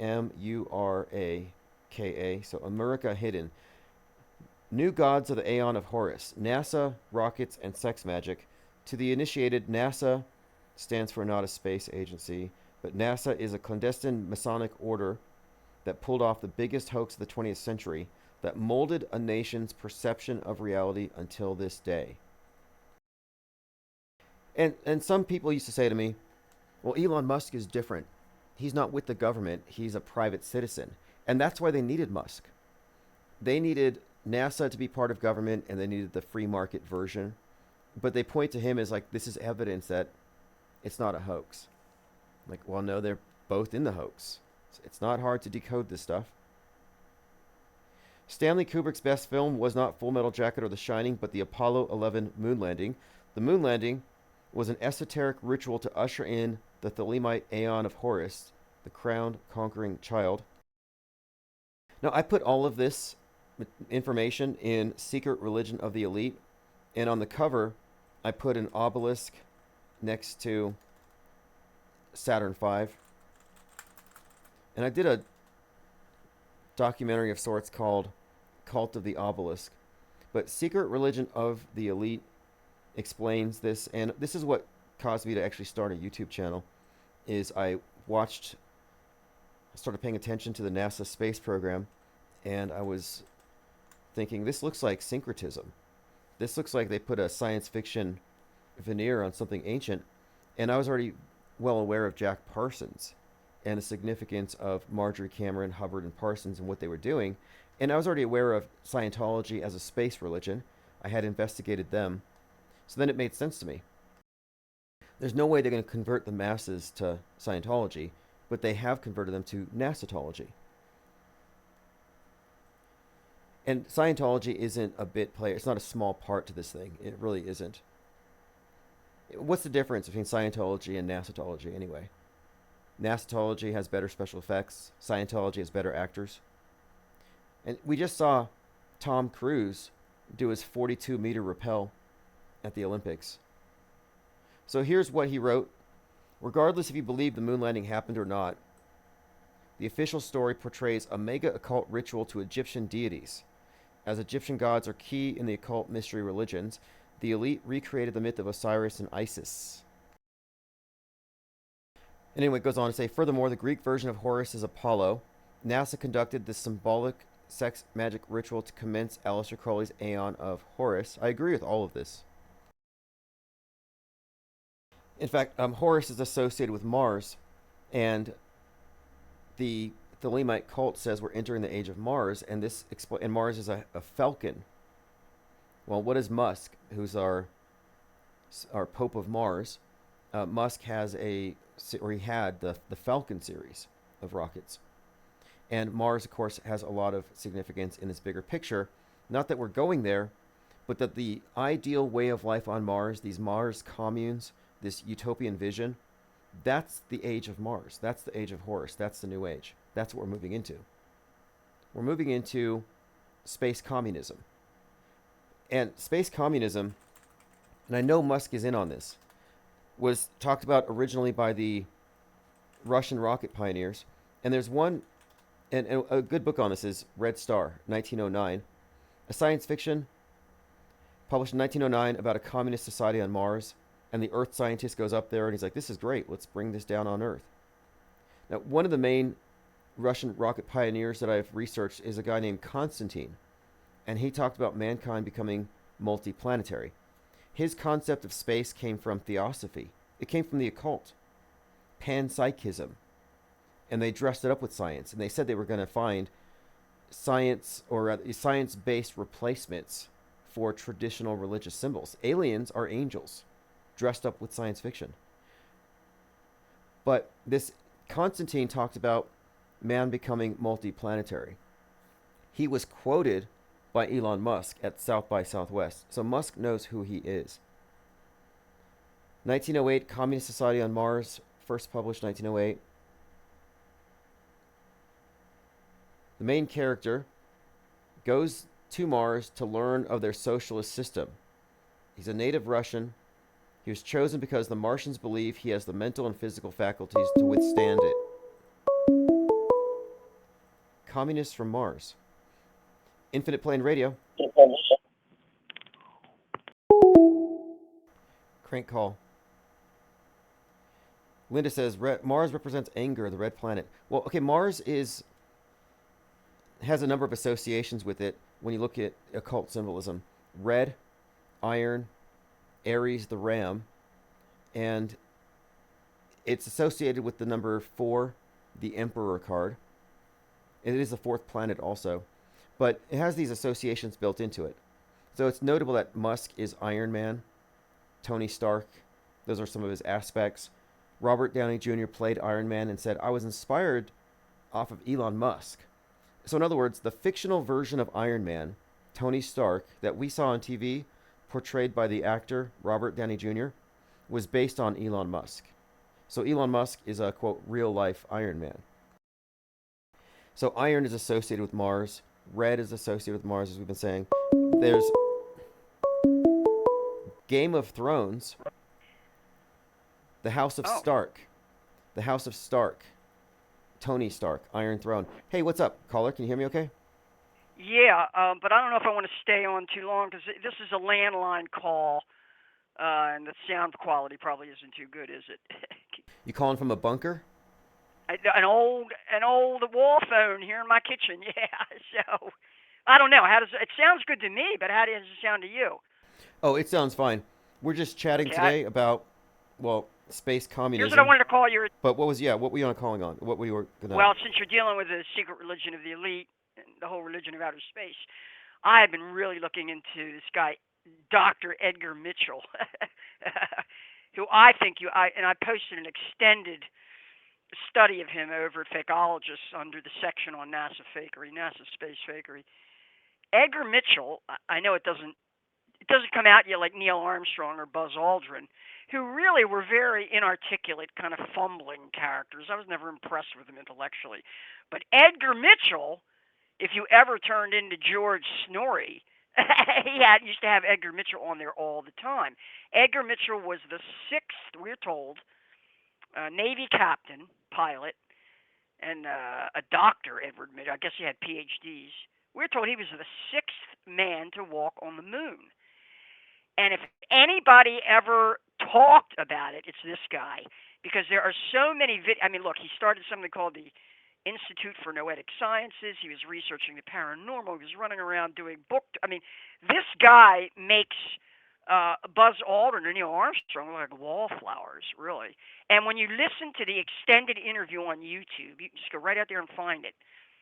By the way, Mitchell died at the age of 85, probably about, I don't know, maybe about 8 or 9 years ago. 2016.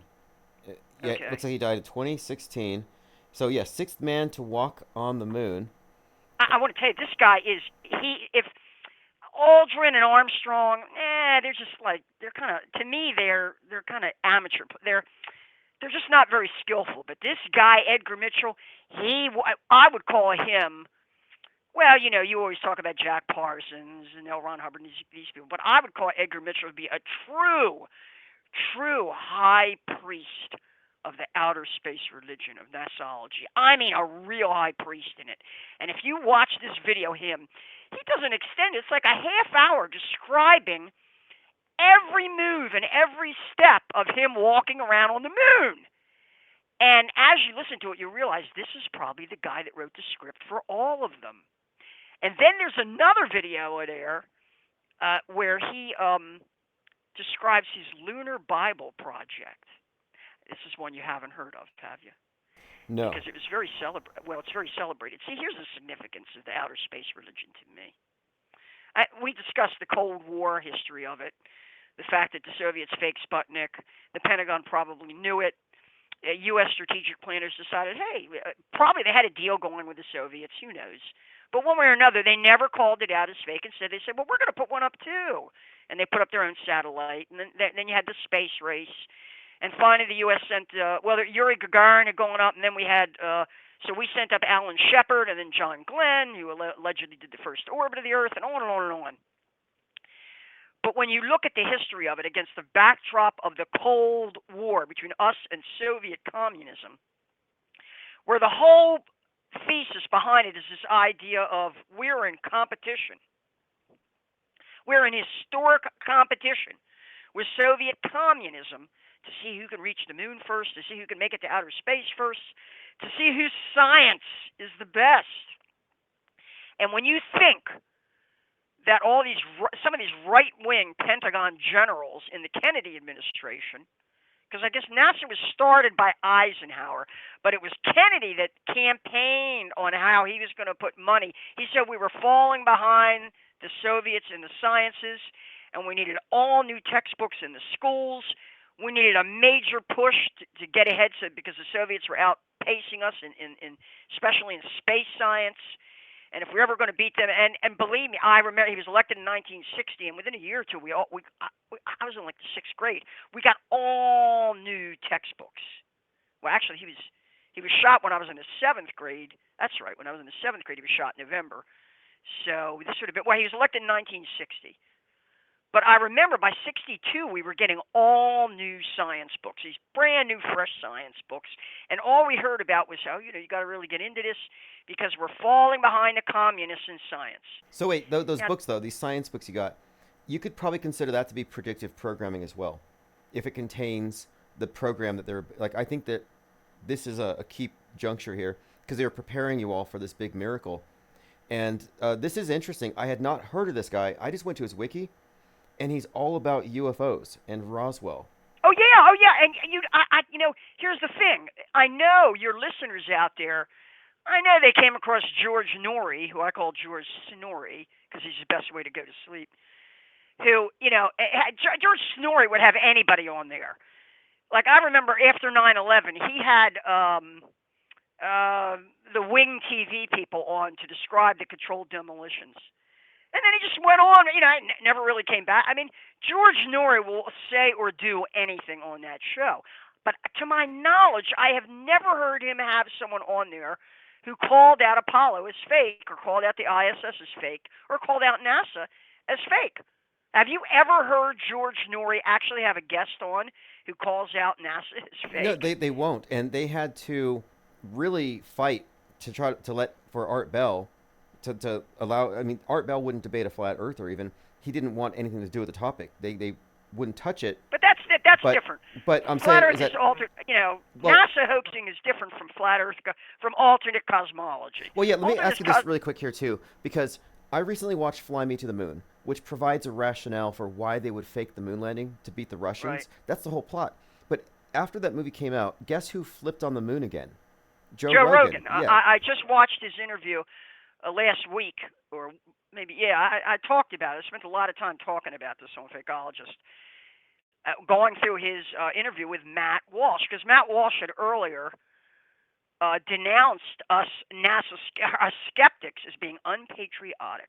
Yes. We were undermining the greatest achievement in the history of human civilization, and for the United States that proved the superiority of our science, and how dare we do this? And that always triggers me. When somebody wraps themselves in the flag or the Bible in order to advance a lie, that really triggers me. Like it's Samuel Johnson said that patriotism is the last refuge of a scoundrel. I say it's the first refuge of a scoundrel. Well, Matt Walsh was raked over the coals by moon landing skeptics. And so, interestingly, though, Joe Rogan was able to make the flip. And he made the point, he's like, flip back to us. He's like, not flat Earth. We just can't go to he doesn't think we can land on the moon. He thinks the Van Allen radiation belt prevents us, and that if we could go, we would have mined the hell out of it by now. Well, that's more bullshit, right? He's just falling down another bullshit rabbit hole. The Van Allen belts, right? Okay. It's a guardrail. It's a guardrail. Yeah, it's a guardrail. It's a guardrail. Just like his earlier claim that, well, we didn't really, we went, but the reason why the videos are fake is because we had to conceal something from the Soviets. Bullshit, you know. But now you're right. Now Rogan's back on our page, and I argue vociferously that this isn't a response. This is a measure of how successful the skeptics have been. We're winning this because otherwise they wouldn't have to race to stay ahead of the curve. Rogan knows he would lose listeners or viewers to us if he didn't stay ahead of, if he didn't, you understand? That's all he cares about. He doesn't care what the truth is. No, I don't think so either. And I don't think it's a coincidence.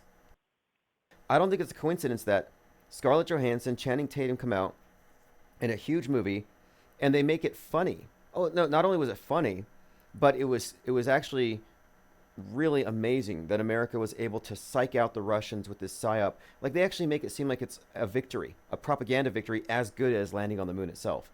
So they kind of like, I looked at it as a PSA. It was disclosure. And so now, right after that movie, Joe Rogan is suddenly feeling safe to go back on that. And he's taken the Bart Sobral line where he can call it fake all he wants as long as he doesn't call space travel fake. So obviously this is a strategic move on the part of his controllers and handlers. And he won't call out the ISS as fake either, will he?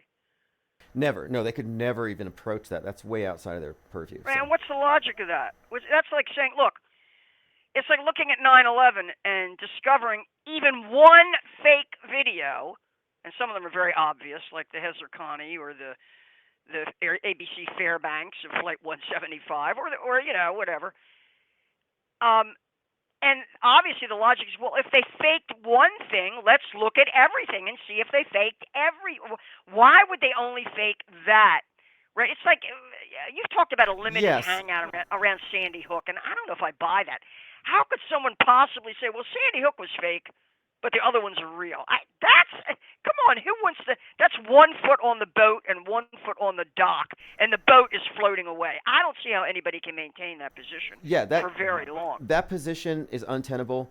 I found it really hard to believe that Wolfgang Helbig thought that Parkland was real. Made no sense. I realized, okay, this guy's insulated. Right. He's not thinking about it. But then Jim Fetzer has famously deconstructed the moon landing hoaxes in a book, and I bet we didn't go to the moon either. But he never confronted the ISS. However, fakeologists pressed him on it, and he has no objection to questioning the ISS, and he kind of did say that it would make sense. So he didn't say, oh, no, it's real. He didn't defend it. He was like skeptical, agnostic. He hadn't considered it.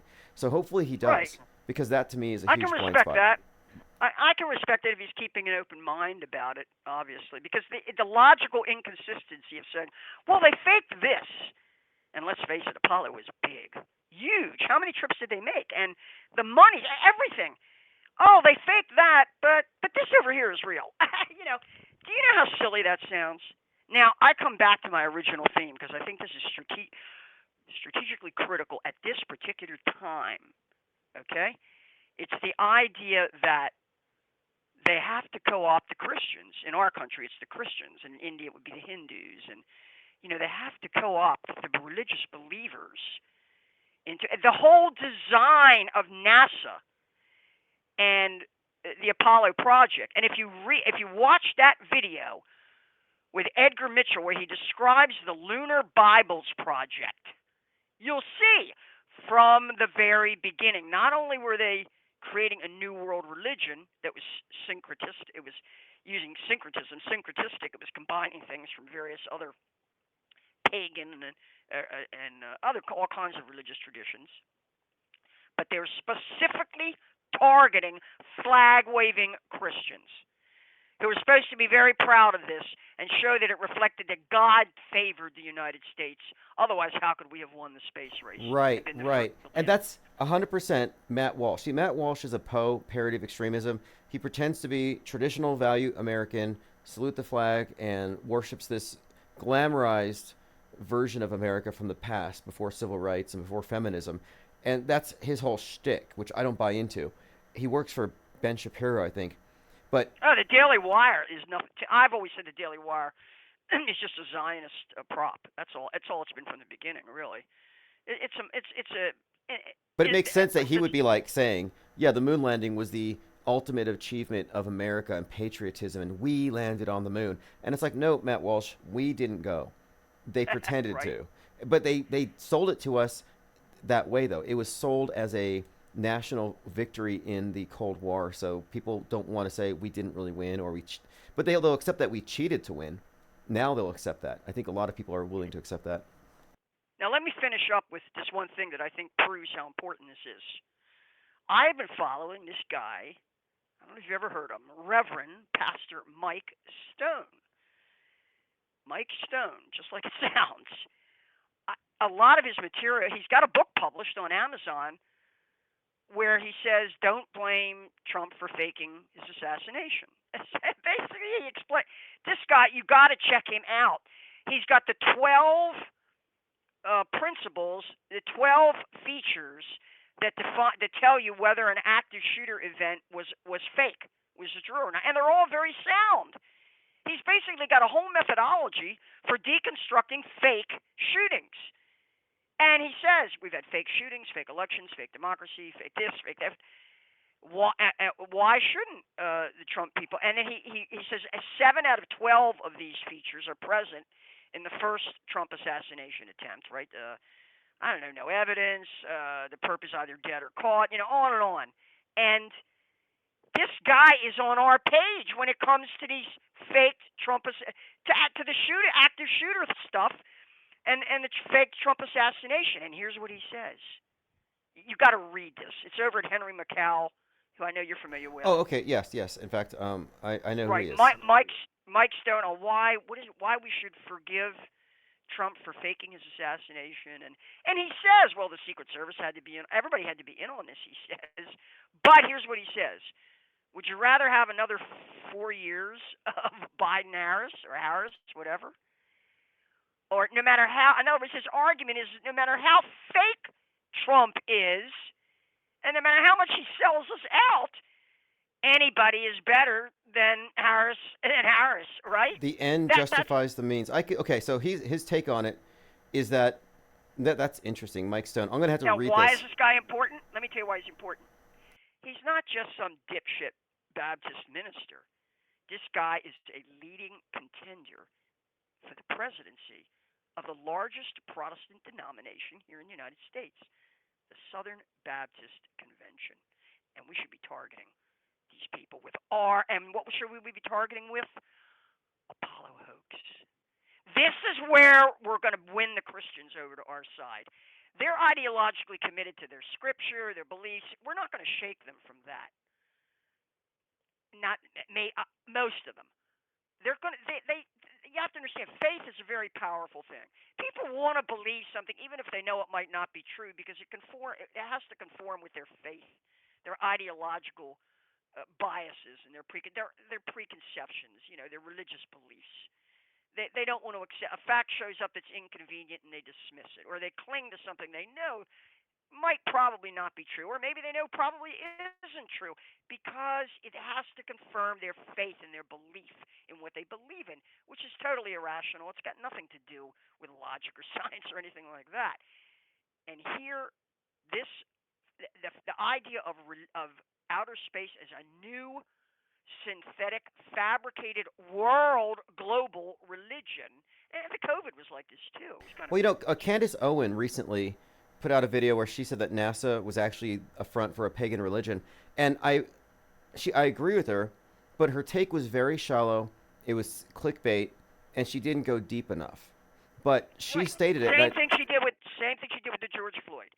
She put out a documentary, highly successful. I think it made money, about George Floyd, and never once noticed that there were two completely different actors with different faces playing the role of Derek Chauvin. One who looks a little bit like Ben Bailey of the reality TV show Cash Cab, who's on the original snuff video, and the other one who looks about 10, 15 years younger, who played him in court, the young Derek Chauvin. And I can't believe that Candace Owens hasn't ever done a Google image search of Derek Chauvin and tried to explain to herself why there are two Derek Chauvins. Can you? Can you explain that to me? Can anybody out there explain to me how Candace Owens, who's supposed to be so intelligent, and who put together this, I don't know, hour-long documentary purporting to completely thoroughly analyze the background of the whole George Floyd, narrative, and never once noticed that Derek Chauvin was played by two different actors? Yeah, well, we have to remember too that Candace Owen is on a leash, and she's only going to promote the guardrail that he died from an overdose. She's on a leash. I'll never respect. You know why I never respect that? Because she could say, "Hey, I don't want to deal with that. I don't want to do that." She doesn't have to take a side. She doesn't have to take a position. She doesn't have to produce a video. She could say, if the phone call comes to say, we don't want you. If she calls, hey, you know something? I've discovered that this thing may be total hoax. But because they got two. She's not. I don't think that Candace Owen is legitimately investigating, trying to get to the truth and solving conspiracies. Exactly. She's merely a propagandist and a Right. Poe and a bad one. Right. She's married to the guy who started Parler, which was supposed to be some kind of conservative. Parler was a huge honeypot that got all the January 6ers. It was meant to be like the right-wing Twitter, and then Bezos pulled its servers, and it collapsed under its own weight, and they had everybody's driver's license. Yeah, that was her husband. And they had some kind of arranged marriage. They had known each other for 17 hours over Zoom conferences. Then they get married. There's a whole backstory there. It seems like it's a shame. I mean, I'm not going to go too deep into it. It's what Mike Stone would call a fake marriage. That's the indication here. And that she's mainly engaging in, I mean, people like she's independent now, like Tucker. No, that's a ruse. She's still an alt media propagandist, pretending to be street level, pretending to have credibility, like Tucker is. Where no, Tucker may as well still work for Fox. He's part of the same. Absolutely. Maybe he still does covertly. Who knows? Or we don't know. Rupert Murdoch could be. We don't know. He had such a long life. Well, he worked on MSNBC. When he had Steve Jones on there, and Steve Jones was begging him to show the video of Building 7, and Tucker wouldn't even show that, he was on MSNBC. Been calling 9/11 truthers parasites for the last 30 years. What a nice guy. For the last 23 years. What a nice guy, really. What a great guy. I mean, he's so honest. We can really trust him, can't we? It's like if Noam Chomsky and Amy Goodman turn around and says, well, you know, turns out 9/11 was an inside job 23 years later. Oh, let's all follow them now. Let's put them back up on their pedestals. Hey, do you recall the story of the Murdoch? It's called the Murdoch family, spelled M-U-R-D. Oh, yeah, they're down there in okay. North Carolina? Yeah, the Carolinas. So there's this big story about this Murdoch family, and it was like the fall of an empire. For real? No, and here's why. Because at the time they were talking about the Murdoch dynasty downfall, a tale of scandal, I was watching this on CNN, all kinds of stuff about Alex Murdoch and this murder and all this controversy and scandal. Well, it turns out that this is happening at the same time that Rupert Murdoch is having a huge public fall from grace because Fox is getting hit by Dominion for 1.6. But the spelling is different. The spelling is different, but here I am I was in a hotel room at the time, and I'm just have CNN in the background, and I hear Murdoch, fall of an empire, parallel stories. And that's when I really started paying attention to concurrent programming. By listening to CNN full time, I'm realizing they're bending our perceptions with word games, with confusion on purpose, with conflation. It's all tactical, which makes me think the Murdoch thing was fake. Yeah, and the way this often happens is they use names that have very uncertain spellings. Like, I could never figure out was the one who, Ashley Babbitt. Was Ashley Babbitt spelled A-S-H-L-I, A-S-H-L-E-Y, or A-S-H-L-I-I with two I's? I saw all three spellings. So they confuse you on that. And you see that all the time with confusing spellings. And names that just make no sense at all. Well, yeah, the Babbitt was obviously from Lewis Sinclair, the Babbitts. And well, Sinclair Lewis. Sinclair Lewis. The Babbitt was a satire about American culture, and Babbitt also appears. The character Babbitt also appears in his novel, which I think is his greatest novel, Elmer Gantry, about the revivalist movement in the 1920s. It's sort of roughly the story of Amy Semple McPherson, who sort of had these evangelical holy roller meetings and stuff like that. And in the course of it, George Babbitt is introduced as a character, one of the businessmen in this town who are sponsoring the Christian revival with the tent and the faith healing and people rolling on the ground and all Isn't that it stuff. amazing that all these we have these examples from literature that they draw from for world stage drama? Tom Wolfe put out a book like 20 some years ago called A Man in Full, and they repurposed it for Netflix, where the main character, this real estate mogul, who's facing legal issues, and they made him into Donald Trump. Charlie Croker is Trump. You've seen the Robert Redford movie from the 70s, 3 Days of the Condor, about a CIA where his job. Have you ever seen this movie, 3 Days of the Condor? It was huge in the 1970s. Robert Redford. I haven't Cliff seen Robertson, it, but it's Max 1970. von Sydow. I mean, a lot of big. Faye Dunaway, big name stars, very big. You got to watch it. 1975, same year as A Boy and His Dog. I haven't seen it, but I've Here's the thing. He's working. It's so crazy. He's working in this quiet brownstone in Midtown Manhattan, or a nice section of Manhattan, just a brownstone on a street. And there's about 30 or 40 people working in this brownstone, all doing some kind of clerical work. And it's a CIA office where they're something the CIA is doing there. And he says in the novel, 3 Days of the Condor, and in the movie he explains, he says, I never really understood what my job was. I knew I was working for the CIA, but all I do, and he's telling someone, all I do basically, my assignment is to read novels and books and stories and summarize the plot lines for the agency.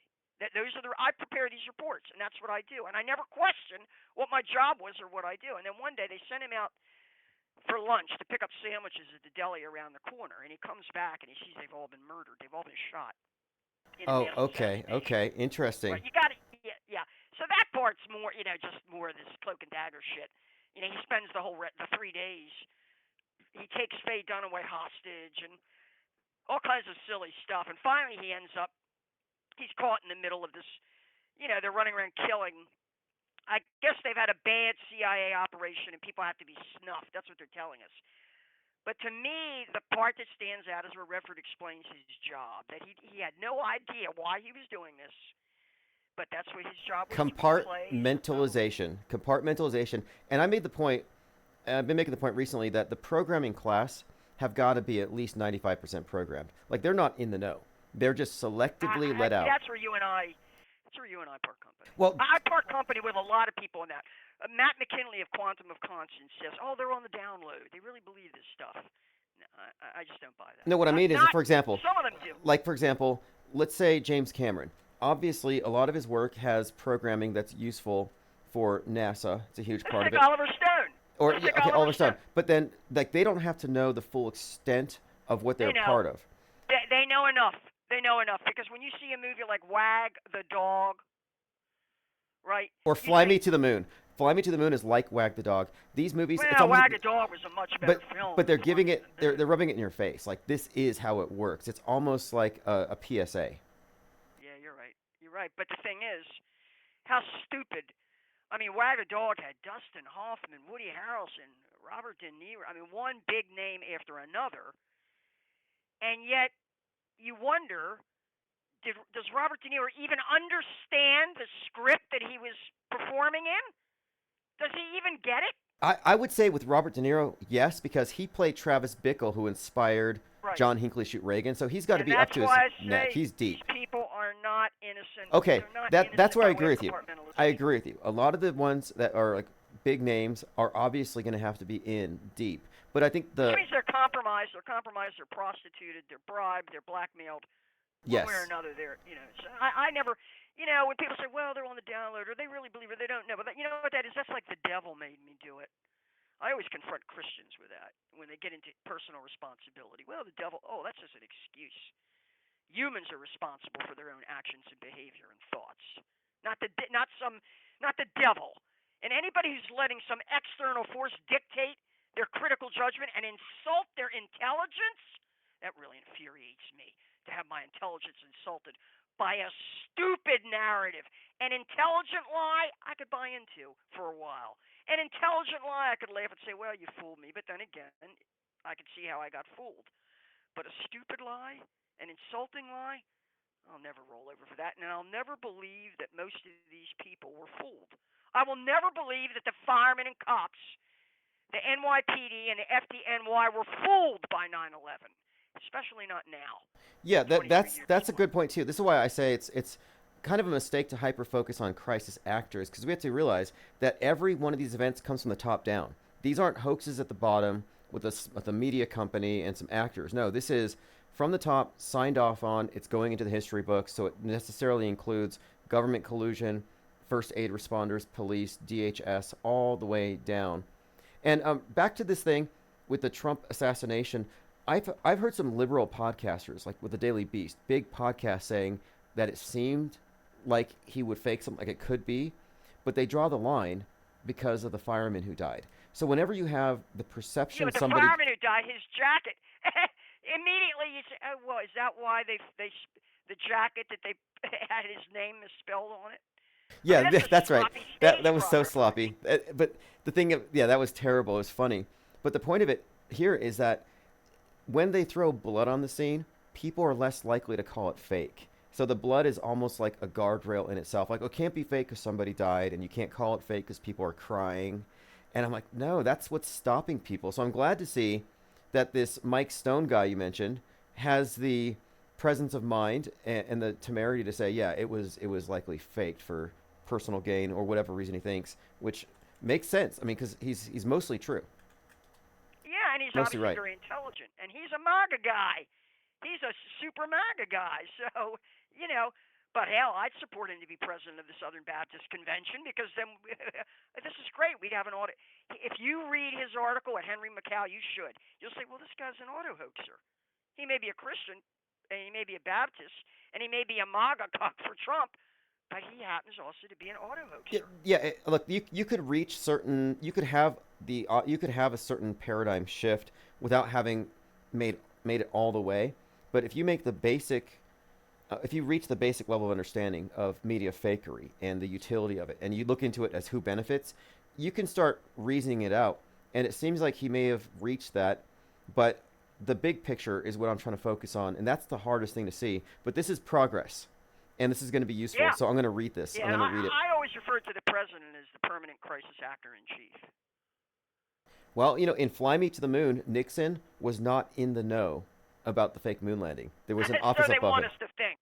Even when he was on the phone talking to the moon, Yeah, and exactly. with no time delay at all. Like Donald Trump, I remember in 2016, he's in office and he's talking to the astronauts on the screen in front of him, and Ivanka's next to him. And one of them says to the president, yeah, we drink our recycled urine. And Trump's like, better you than me. And he's laughing. And I'm just thinking, either he's a fool and he thinks they're in space, or he's a reality TV star.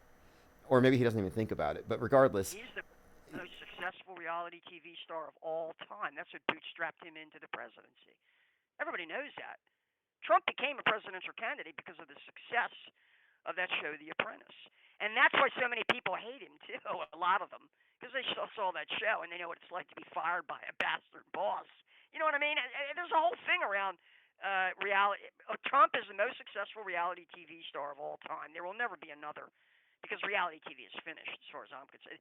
Actually, Trump represents the very apex of accomplishment in reality TV in terms of securing an audience. Because after that, what else is there? I think people are really kind of they're bored, they're tired and bored with reality TV because they realize now it's not real. They realize it's scripted. right, But right. maybe they didn't realize that when Trump was doing it. But So Trump, you can reality see. TV, World Wrestling Entertainment Yeah, Hall of Famer. WWE Hall of Fame, yeah, which means that he might know how to blade to get either Yes, use a yes. capsule or blade to get that blood. Yeah, yeah. I think it was a So, blading to his ear, if anything. Or, I mean, it could have been theatrical blood, but I don't know. The way he touched his ear, I saw him wince in pain. Not from the bullet, but after his hand touched. I think he did the Hulk Hogan thing. And that's why Hulk Hogan referenced when he bladed himself at the RNC. yeah. Hulk Hogan. Think about this. You got Hulk Hogan giving the keynote address at the Republican National Convention. That's without precedent. I mean, think how far the Republican National Convention has sunk. I can remember when they had Charlton Heston up there, and I guess representing the NRA, and He had been Moses and Ben-Hur. And then they had Clint Eastwood. You remember when they had Clint Eastwood do the Republican National Convention? And he was old and kind of, but people loved his movies. Yeah, he was a little. He had an incoherent rant at an empty chair. Yeah. It was entertaining, but I don't know if they should have put him out there. But he made his point. Hulk Hogan is a step down from that, but not to worry because the Democrats have their own WWE guy who's making commercials for Waltz and Harris. Right? Waltz, former governor of Minnesota, and so the other former governor of Minnesota, right, Waltz is, I guess, senator from Minnesota. Is Waltz governor of Minnesota? I guess he is.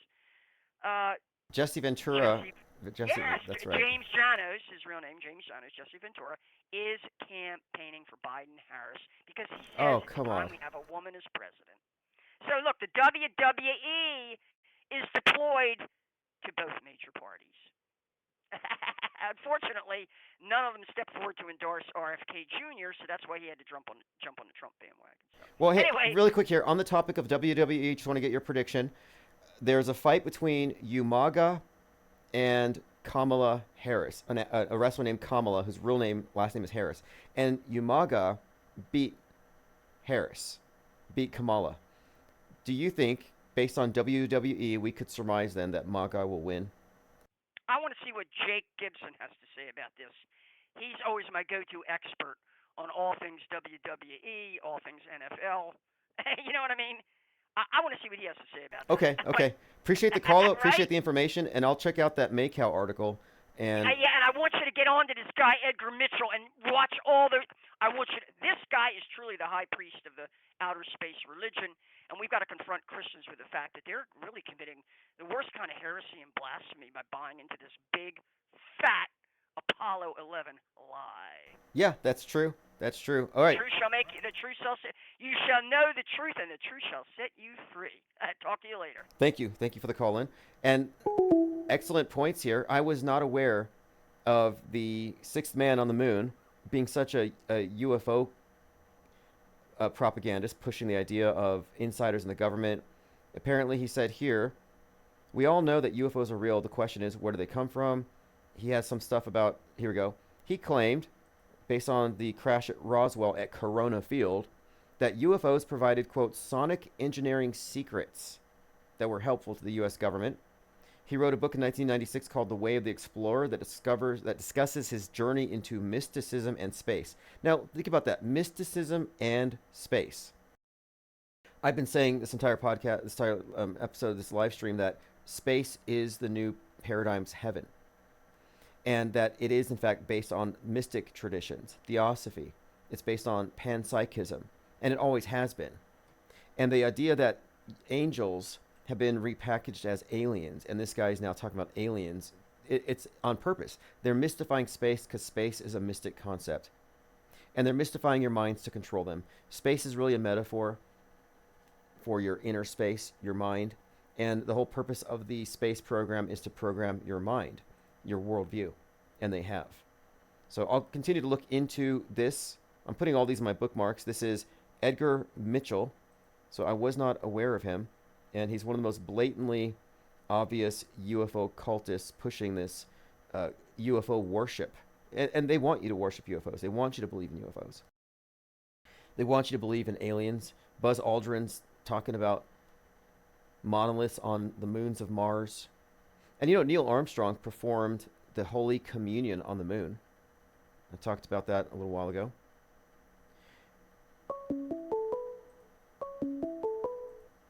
Infinite Plane Radio. Hey, dude, this is Jurassic again. I want to set the record straight for a second here.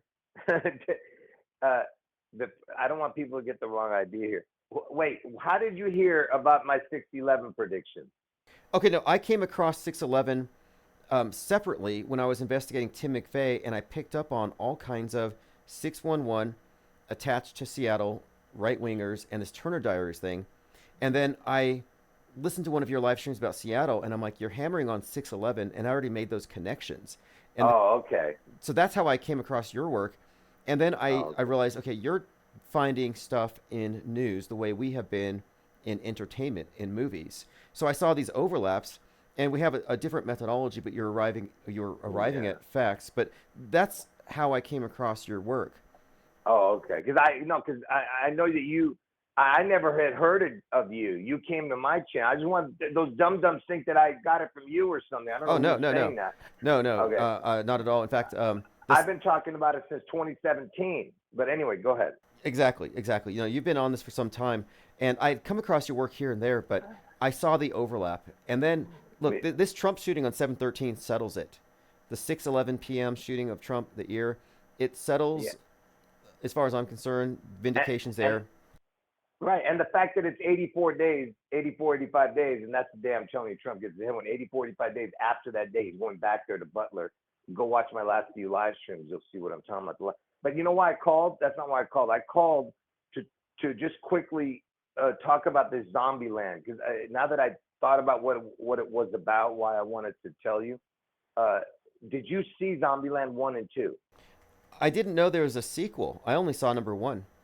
Oh, you gotta see both of them, because that's what this whole thing's about. You gotta watch 1 and 2, because it's all about the fact that it's a twin connection. Obviously, you got 1 and 2, and Elvis was a twin, and the whole movie's about Elvis, both of them. You know what I mean? Okay, okay. And the twin thing, like Joker 2, Beetlejuice 2, we were talking about this the other day, but so sequels are a huge clue. So this is the sequel. It's called Double Tap, which is a shooting reference, like a 2 bullets being fired. Okay, here we go. Number 2. I just found it online. And so what is the Elvis connection here? They had to Graceland. I think he's trying to reach Graceland and everything, the whole connection, whatever the hell, there's many connections with Elvis, but let me tell you the big connection here. So I'm not sure if it was Zombieland 1 or 2, but the guy who plays the main characters is Woody Harrelson, right? Right. And Elvis was born in Tennessee. I mean, Elvis died in Tennessee. He was born in Mississippi, but he died in Tennessee. And they're calling this guy Tallahassee, right? This Woody Harrelson, and because they name it after places, the people. So Tallahassee is the character that Woody Harrelson plays, and he's a big Elvis fanatic, right? And his sidekick is Ohio. That's the other character. That's what they play, Tallahassee and Ohio. That's what they call each other. Okay, I see. And Woody Harrelson, for those who don't know, his father went to jail for killing a judge, but was also believed to be one of the 3 hobos on the bridge at the JFK assassination. So Woody Harrelson has always had this connection to the JFK assassination. And then, right. And Tallahassee's in Florida where Trump lives. So you have that connection. And the other guy's Ohio where Trump's going to get his head wound. And Elvis's twin was named Jesse, and the character who plays Ohio is Jesse Eisenberg. So there's another connection. And guess when Jesse's born? On 10/5, and that's when Trump's going back to Butler, Pennsylvania, Butler. which is another 216 code, BP, and it's 84, 85 days after his last thing. Interesting. It says here they have 33 rules for surviving the zombie apocalypse. Why? I forgot about that one. But here's the big clue, the big thing. So in the movie, they show, I guess he found Elvis's gift to Nixon when Elvis gave the 45 to Nixon. So in that movie, that 45, because Trump is the 45, right? And in that movie, they show that they make a big deal out of that 45, okay, that gun, and of course you have the Twinkie connection, because he's obsessed with getting a Twinkie, the food, and Elvis was a twin and all that stuff. But in the second, I think the second one, if I'm not mistaken, the zombies were chasing the Elvis character, which is Woody Harrelson, right? So wow, they're chasing okay. him. And he's got the Elvis gun that was given, the Colt 45. I see it here in the picture. This is a pretty deep connection here. Now you're getting somewhere with this Woody Harrelson's connection to the JFK thing, the Nixon gun. That's interesting. And recently we had a shooter named Colt who not only did he kill a deer, on Elvis's birthday, but he smeared blood on the right side of his face from that deer. Right, and June equals Colt in gematria, by the way. But here's the thing. So all the zombies, and by the way, there's a Space Needle looking structure. You have to kind of use your imagination, but it's a Space Needle looking structure that they built in this movie, the Zombieland 2. And so the zombies go up this structure to get to the top, and they're following Woody Harrelson, the Elvis character, and they follow him to the top, and they all, because what do they call the masses? They call us the zombies, right? Right. Yes. Okay, so picture all the people following Elvis, and they're all falling off the cliff. Okay, so what he does is the zombies are chasing Elvis off the cliff. I mean, not off the cliff, but off the building. They're jumping. But what happened is, because one zombie just keeps jumping after the next zombie. But what Woody Harrelson did, the Elvis character, he jumped and grabbed something as he's jumping off the building. He didn't fall, but all the zombies are falling, right? So what they're saying is everyone chasing Elvis is going to die and burn in the pit of hell. That's what they're saying to you, okay? Because they're all falling down into the pit, And remember, it's a Space Needle structure, and Elvis is hanging by it and hanging there. And what saves him? Because there was one zombie that actually jumped and reached the Elvis character, Woody Harrelson, and was grabbing his leg and was taking him down. He couldn't hold on anymore. So what saved him? One of the other characters came and shot the 45. He took the gun out and shot the zombie with the 45. So the 45 saves Elvis. You get what I'm saying? Trump is the one who's going to save Elvis. That's the point. Okay, this is really intriguing. I'm going to have to watch the second one, and I might even have to watch the first one. But no, you got to watch both, bro. You got to watch both. And so I want to point something out here, because I mentioned this. I've been talking about this idea of when we're analyzing predictive programming, these actors portray people on the world stage, and Woody Harrelson here would be a predictive programming proxy. He represents Elvis in this. This is very consistent with him. But yeah, his connection to the JFK assassination, and then of course Natural Born Killers, Oliver Stone, more JFK stuff. So yeah, his role in this is just intriguing. Oh, and one last thing, in that movie, remember they're talking about Ohio.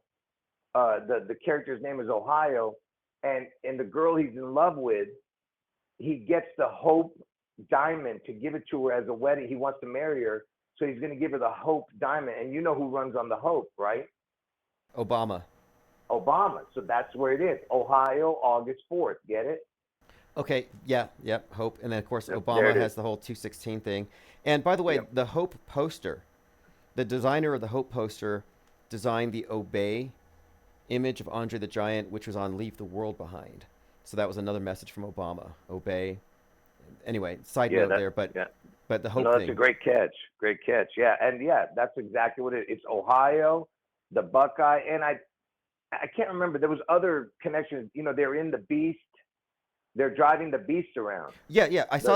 On the Wikipedia here, I had that highlighted to mention this. It says here. It says they discover the Beast at the Elvis-themed motel and meet Nevada.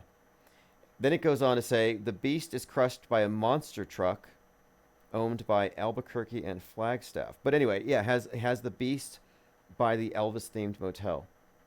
Yeah, you got to watch 1 and 2, bro. You got to watch both. I would watch. I might go watch these because this definitely is so layered. I'm gonna have to watch this and go over it in detail before this 10/5 event. So for those who don't know, 10/4, 10/5 is lining up to be hugely significant. Joker 2 comes out on 10/4, but 10/4, 10/5, I have.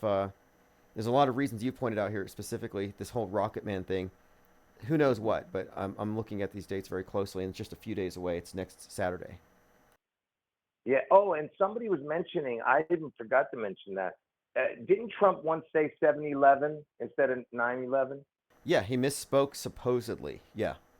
Right. And you know, 10/5, if you go from the Julian calendar beginning, which was 325, you know, the calendar started on 325, which is the whole thing why I'm saying the Rocket Man. But 325 was the original New Year's Day on the Julian calendar.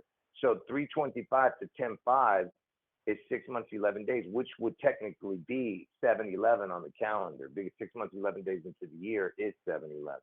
So that's what I'm saying. So 10/5 has that 7/11 connection too. So Okay, starting from that, which would have been right after the spring equinox, they would start the calendar. 6/11 days ties to that. Okay, exactly. all right, bro. All right, thanks for the Anyway, call. take care. Bye bye. Very interesting information, and I've seen Zombieland 1, but I saw it before my eyes were open to this stuff. I must have missed a lot, but now that I think about it, it deserves a rewatch, and I think it was pretty funny as well. Okay, let's see here. Mango says, check out Apartment 7A. It's a prequel to Rosemary's Baby. Okay. And Rosemary's Baby, Roman Polanski, ties into the Manson killings in several ways. The connections are there. The secret satanic cult, just like Devil's Advocate. All right, so we have been here for a couple of hours. We didn't talk about everything I wanted to get to, but we went into areas that I didn't foresee, and I'm glad we went. I mean, a lot of valuable and interesting information. I had no idea about Mike Stone. I want to hear his rationalization for defending Trump faking his shooting. Edgar Mitchell, ufologist and, well, NASAtologist. Trump declares a purge.